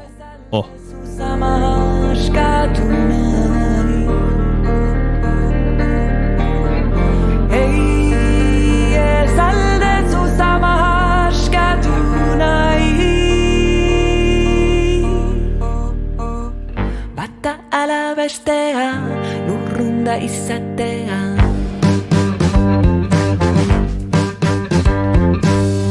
Bata ala bestea, lurrunda izatea.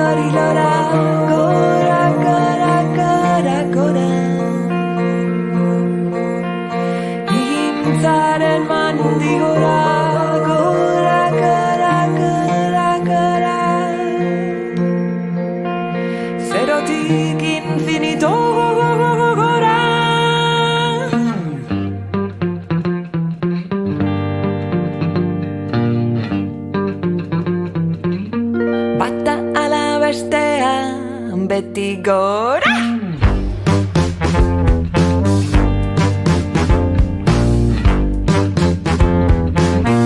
Bata ala bestea. Ez aldezu, baino ez aldezu. Ez aldezu, ez aldezu. Askatu nahi, askatu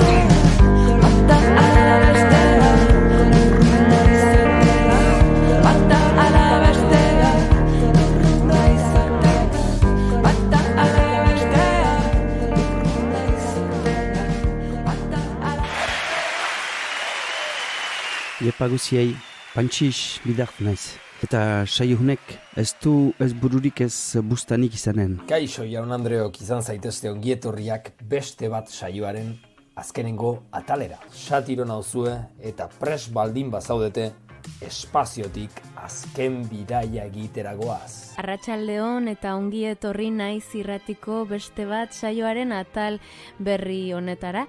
Eneritz Furiak musikaria naiz. Kaixo, Miñakoiot eta Txiko Tornado gara eta hau beste bat saioaren atal berri bada. Gaurko saioa gure azkenekoa izango da. Eta azkenaldian geroz eta eskasago den zehozeri eskainiko diogu. Askatasuna. Gaiak merezi duen bezain indartsu hasiko gara. Rage Against the Machine. Freedom.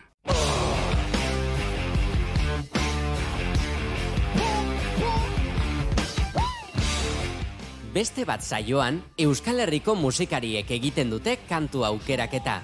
Eta oso askeak dira nahi dutena jartzeko. Gabon, eta arratsaldeon Euskal Herria ongietorriak beste behin ere egiaren itsasontzira. Zoionekoak zuek. Arratsaldeon Zakilonel zer moduz ondo? Ez zure ondoan nago, baina bueno, horik enduta nahiko ondo. Astelenetik ostegunera, arratsaldeko 3:00 4:00 eta podcast plataformetan nahi duzunean.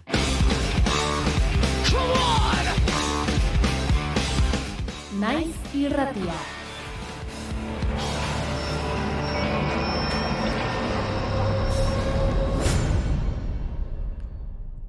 Arratsaldeko 5:41 eta gu hemen txegara bigarren kafean Naiz irratiaren sintonian eta bagoaz aurrera abiadura haundien.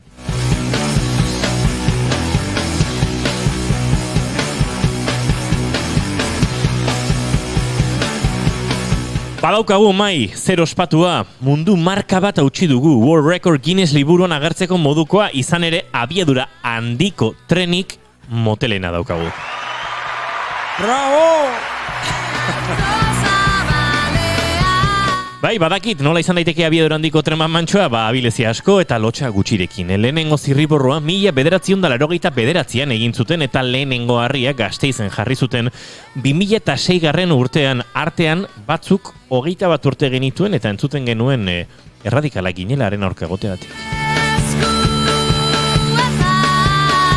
2008an Gasteiz, Bilbo eta Donostiako 3 adarrak eraikitzen ari zirenean, funtzionamenduan jartzeko zentzuzko data 2013koa zela esan zuten, urtebete geroago 2015era edo 2016era atzeratu beharko zela. 2015 iritsi zen eta argi eta garbi esan zuten AHTA, abiadura handiko trena, errealitate bat izango zela 2019erako baina 2020an, 2023an, amaitzea posible izango zela esan ziguten. Orain Iñaki Arriola garraioetako sailburuak onartu du 2026ko amaierara edo 2027ko hasierara arte ez direla amaituko azpiegitura horren obrak eta geroago egingo direla Gasteizko eta Bilborako lurpeko sarrerak eta bitartean broma diruditen albisteak jasotzen jarraitzen dugu. Atzo jakin genuen Bilboko abiadura handiko trena Basaurin geldituko dela eta bertatik aldiriko trena hartu beharko dugula Bilbora iristeko. Eta Asier Iragorrik Basauriko alkateak ez omen zekien ezer. Erabidei esker, iritsi zaio albistea. Kazetaritza serio egin nahi dugu eta ez da erresa, baina esan behar dugu antza denez informazioen arabera hori behin-behineko kontu bat dela, hasieran gerora iritsiko dela Bilbo erdiraino. Ez dakigu noiz, ze 2026ko promesa honekin ere inor gutxi sinisten du, baina pentsa ze puntutaraino den harrigarria kontua, gero entzungo dugula mai, azken egunetan bolo-bolo ibili den, beste adierazpen bat, hain zuzen ere, Andoni Hortzuzarreke egin dituenak, baina segituan entzungo ditugu, ze hemen asko ari naiz hitz egiten, baina Kontxita Beitiarekin hori buruz ere aritu nahi dut. Kontxita Beiti, arratsalde honetan gitorri bigarren kafera. Arratsaldean, abiadura hartu dezu, abiadura handia, Bai, aste honetan hitz egin dugu, Dona Peianiz Nietorekin amorruari buruz, eta egia da honek guztiak, amorru puntu bat sortzen didala, Kontxita, ez dizut kontrakorik esango? Amorru ikaragarriak eta algarak bai, Bai, ze komikotik badu, Komikoa da, hau. Eizu, ezuk esan dezu aurka zeinatenak, eta nire bai, aurka nengo orduan. Asko ginen aurka eta baginen, erradikalak, eta gainera segituan leporatzen zizkiguten, etzegozkigun besteen bat ardura, eta eskezuek hemen ari zarete hau eta beste, eta bai. Eta zuen kulpagatik, gero izango ditugu hemen arazoak, eta gero jartzen badin badezute ez dakitze trenbideetan, ez dakitze gauzak, eta ez dakit zenolako pensamentuak zeuzken garaiko agintariak. Azken finean, danak igualtxo dira. Beno, kronologia egin dizuegu. Ze gertatzen da? Radio Nacional de Españan, Andoni Ortuzarrek, onakoak esan dituela. Entzun egingo ditugu, Conchita. Bai, ederki. Segundotxo bat. Orain txeiza entzengo ditugu. Hemen da. Vamos a poder disponer de una infraestructura en la que hemos gastado tantas energías y tanto dinero y que ahora es pues poco menos que un Bidegorri, porque un Bidegorri, para que me entiendan los oyentes, es una ruta de bicicletas, ¿no? Una carretera de bicicletas, porque un carril bici. Las vías no están puestas, los trenes no funcionan por ahí. Tenemos hecho todo el tramo guipuzcoano, pero no hay unión con el tramo vizcaíno, no tenemos unión con la meseta bien hecha con Burgos. Esto es un auténtico desastre, ha sido lo del tren, ¿no? Noski desastre bat izan dela, eta noski desastre bat zela, eta hori horrela izango zela, asko esan genuen dolorte asko.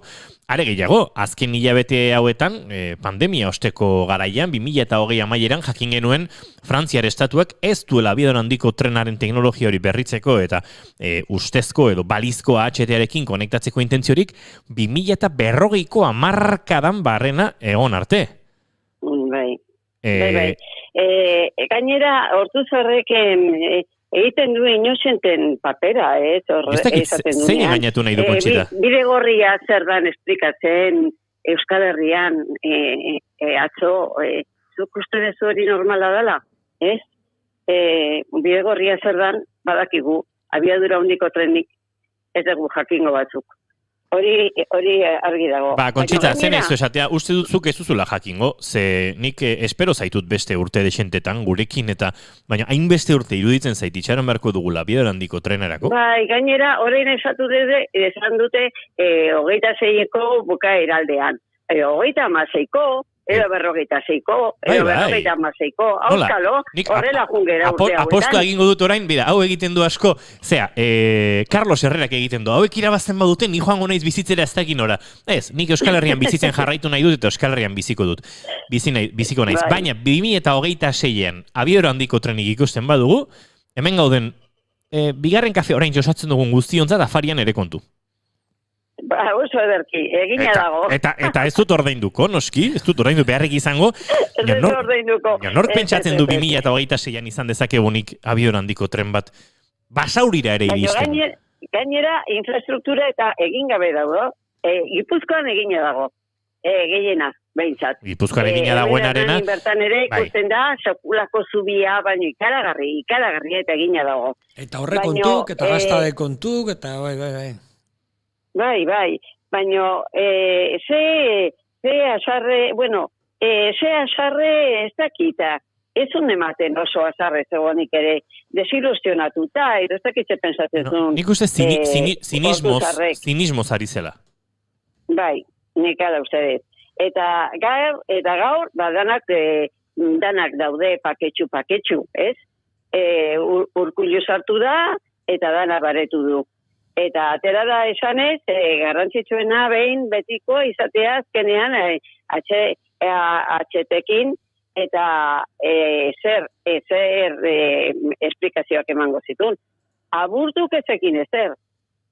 Basauriko alkateak ezekien ezer. Eta denak Eusko Alderdi alkateak ere. Eusko Alderdi jeltzalekoak dira, hemen ez dago. Bai. Eta orduan gainera, ez dakit irakurri desun, aburtu bera ere zegon, transporteseko ministerio hortan, beste bilera batean, sekretariakin, transporteseko sekretariakin, bilera batean zegoen. Eta nunbait, beste gelan, egongo zan, beste bilera, hemengo konsellaria, eta ministroa. Eta nik uste dut bestuko zula aburtuk WhatsAppa, eta han ikusiko zula notizia, berak esaten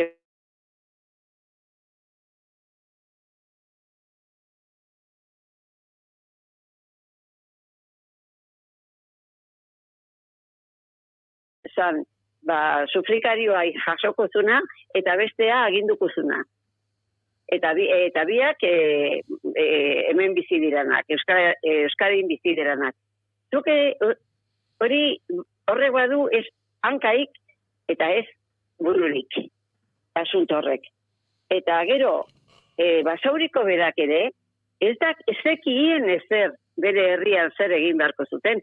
Eta abiadura hondiko trenak gelditu behar balin badu Basaurin, pensatzen dela sekulako infrastruktura egin beharko dutela Basaurin ere hortarako. Zaki, zebat nola dagoen prestatua Basauri, ez dut ezagutzen, baina pensatzen dut nahiko lango gorra izango dela, eta hori ja ere zeineko ordaintzen du, azkenian ezakigu zeina ordaintzen. Eta zenbat milioi daramaten, 2.000 milioi daramatzate, gastuan, datuak ere, eta lehen esan dut, kazetaritza serioa egin nahi dugula, gai hau hain urrundu da seriotasunetik, kazetaritza serioa egitea ere kosta egiten dela.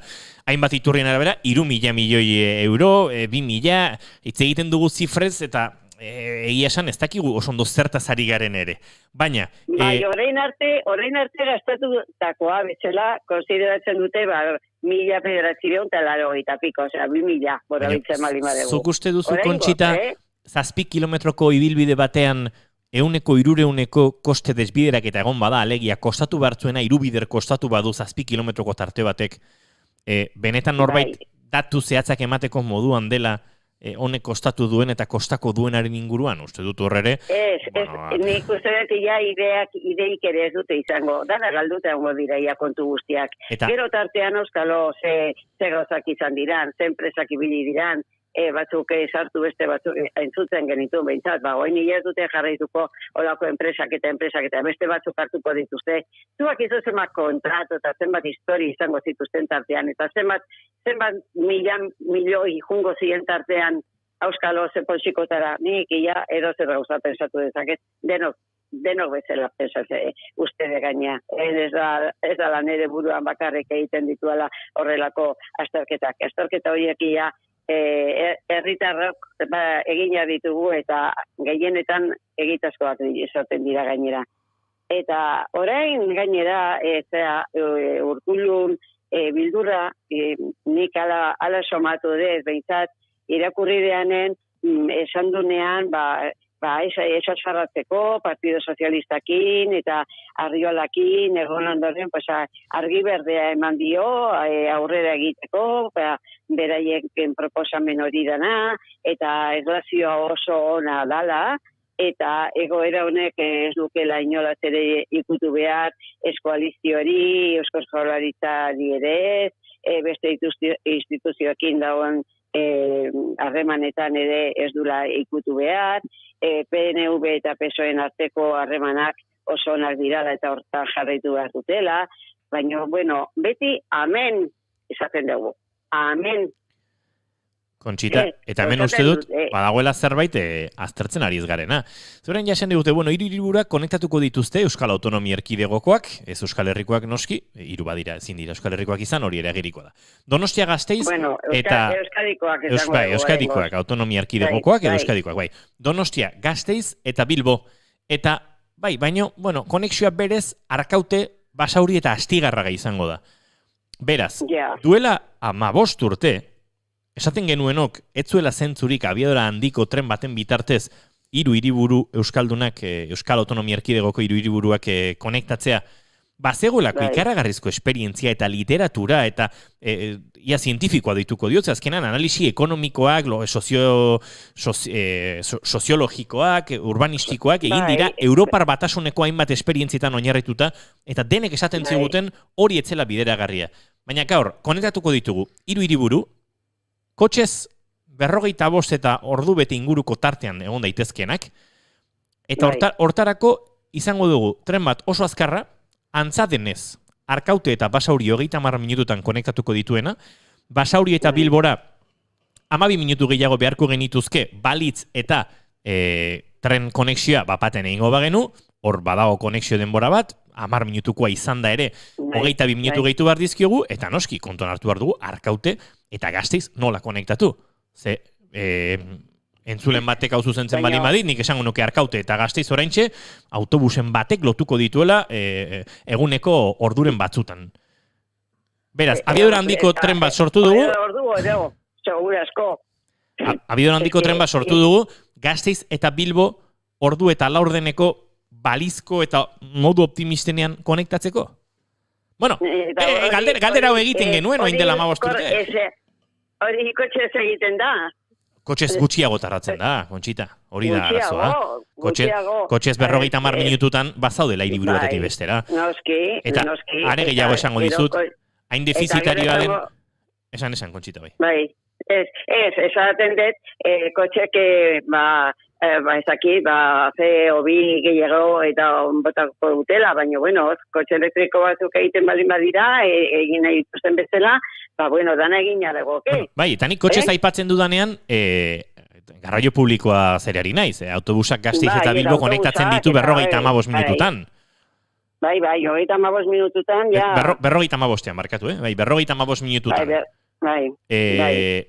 Baina, are gehiago, zenbat abiadura handiko tren eta zenbat erabiltzaile izango ditu konexio zoritxarreko honek egunean? Bost? Nik ezaki, baina leku hietara joateko seguraztu ez horret. Urrutirago juteko nik pensatzen de bai, Madridik aurrera juteko bai. Baina ze konexioa izango dugu. Izango dugu konexioekin noiz arrekin. Esan dute gainera, mesetako zatia egin gabe dagola. Ez dago loturarik. Ez dago loturarik, ez Frantzialdekin, eta ez da Espainikin ere, oraingoz, Oraingoz, mesetakoa, ematen zuen bezala, nik irakurri dean, Kontxita, planik ez dago, hasi gabe dago, Euskal Herrian pasaba ditugu, ez dakit, 20 urte? Beste 20 edo, dana Espaini oso hartzeko adibidez, 60 bat urte edo beharko dituzte, ez? Horrela juteko. Tira, iritsiko da. Hemendik Galiziara adibidez zer dagoen egina. Zer egin nola lotu dezakegun hau Galiziakin adibidez. Bueno, eta batez ere, eta Parisekin, egualdera begira gaude etengabe, baina Europarekin konexiorik ez daukagu. Europarekin ez dago loturarik, oraingoz urte askotan, Urte askotan. Bueno, eso komentatu dezu hasieran. Ia Frantziak esan zuen, ez da? 40ko hamarkadara bitarte ez dutela planteatu ere egiten. Horrek ez du esan nahi, egingo dutenik ere ez du esan nahi horrek. Claro, egunen batean egingo dutela, baina zenbat urte pasa ondoren. Eta ordurako hemengo trenak sartuak izango dira. Eta gero, eta Iruña, Igrekoa zan, Iruña da joango zana, Horrein ez da ipature egiten Igrekoan historia. Ez. Nik uste dut Igrekoak hortarako zan, Iruña daño iristeko, Nafarroera joateko. Bueno, esate dute bidegorri badaukagula eta prentsaren bidez enteratzen direla. Hori da, egun daukagun notiziak. Benetan lotxagarri. Bai, ez da bat ere serio egia esan. Ez da serio. Uste dut ez dala errespetuzkoa, ez dala duina. Ez daukela trenbiderik ez dagoela, ez dagoela ezer diru pila bat gastatu dala, eta diru pila hori gure potxikoetatik atera da. Gero orain ere gure potxikoetatik aterako da. Baino, esaten dute kuporen bidez jasoko dutela zati handi bat. Hori egiten balin bada horrela. Ez dakit, kupoena beti iristentan iritsi behar zana, edo espero zana, edo gauza horietan informazio oso kaskarra daukegu, Bai, Kontxita, baina ez dugu utziko guztionek gure aldarte aldatzen. Guk agurte egin bar dugu gorko saioa, arratsaleko 6ak hortxe bueltan ditugulako. Gutxi, hemen egun beharko genuen ezakit, hori, nik azkenekoa nuken kupoa, eta bukaeraino iritsi naiz, kupoarena beti zalantza handiakin gelditzen naiz kupon historia eta hori hitz egiten dutenean, eta jaso dugu, ez dakite, ondo, jasotzen baldin bada, oso dakit. Baina zenbat diru, aterata dagoen gure potxikoetatik, obra publika dira, hauek ez dira, ez dakit alderrik edo ordeinduak, hauek ez ditu ez pepek, ez. Hemen gure poltsikoetatik atera da. Edo, en fin, ez dakit.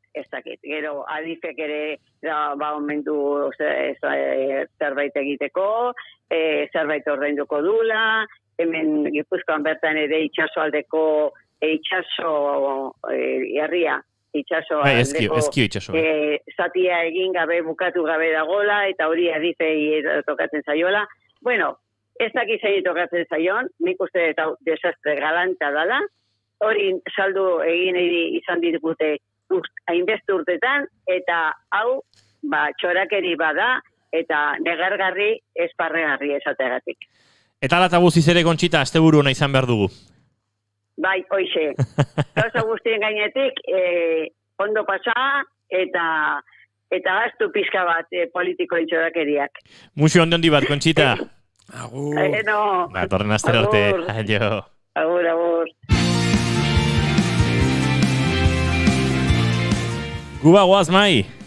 Bai, arratsalde guztioi plazer bat beti bezala, Bihar jai dugu, etzi ere, baina astelenan hementsi izango gara bueltan zuekin. Bigarren kafean, naiz irratiaren sintonian, eta goiurire bueltan izango da, eta Maia Resende, eta, atorren astean gauza asko gertatuko dira, egun batzutan batzuk izango gara, bestetan ez, izan ondo guztiok. Aio! Keep calm and Bigarren kafea.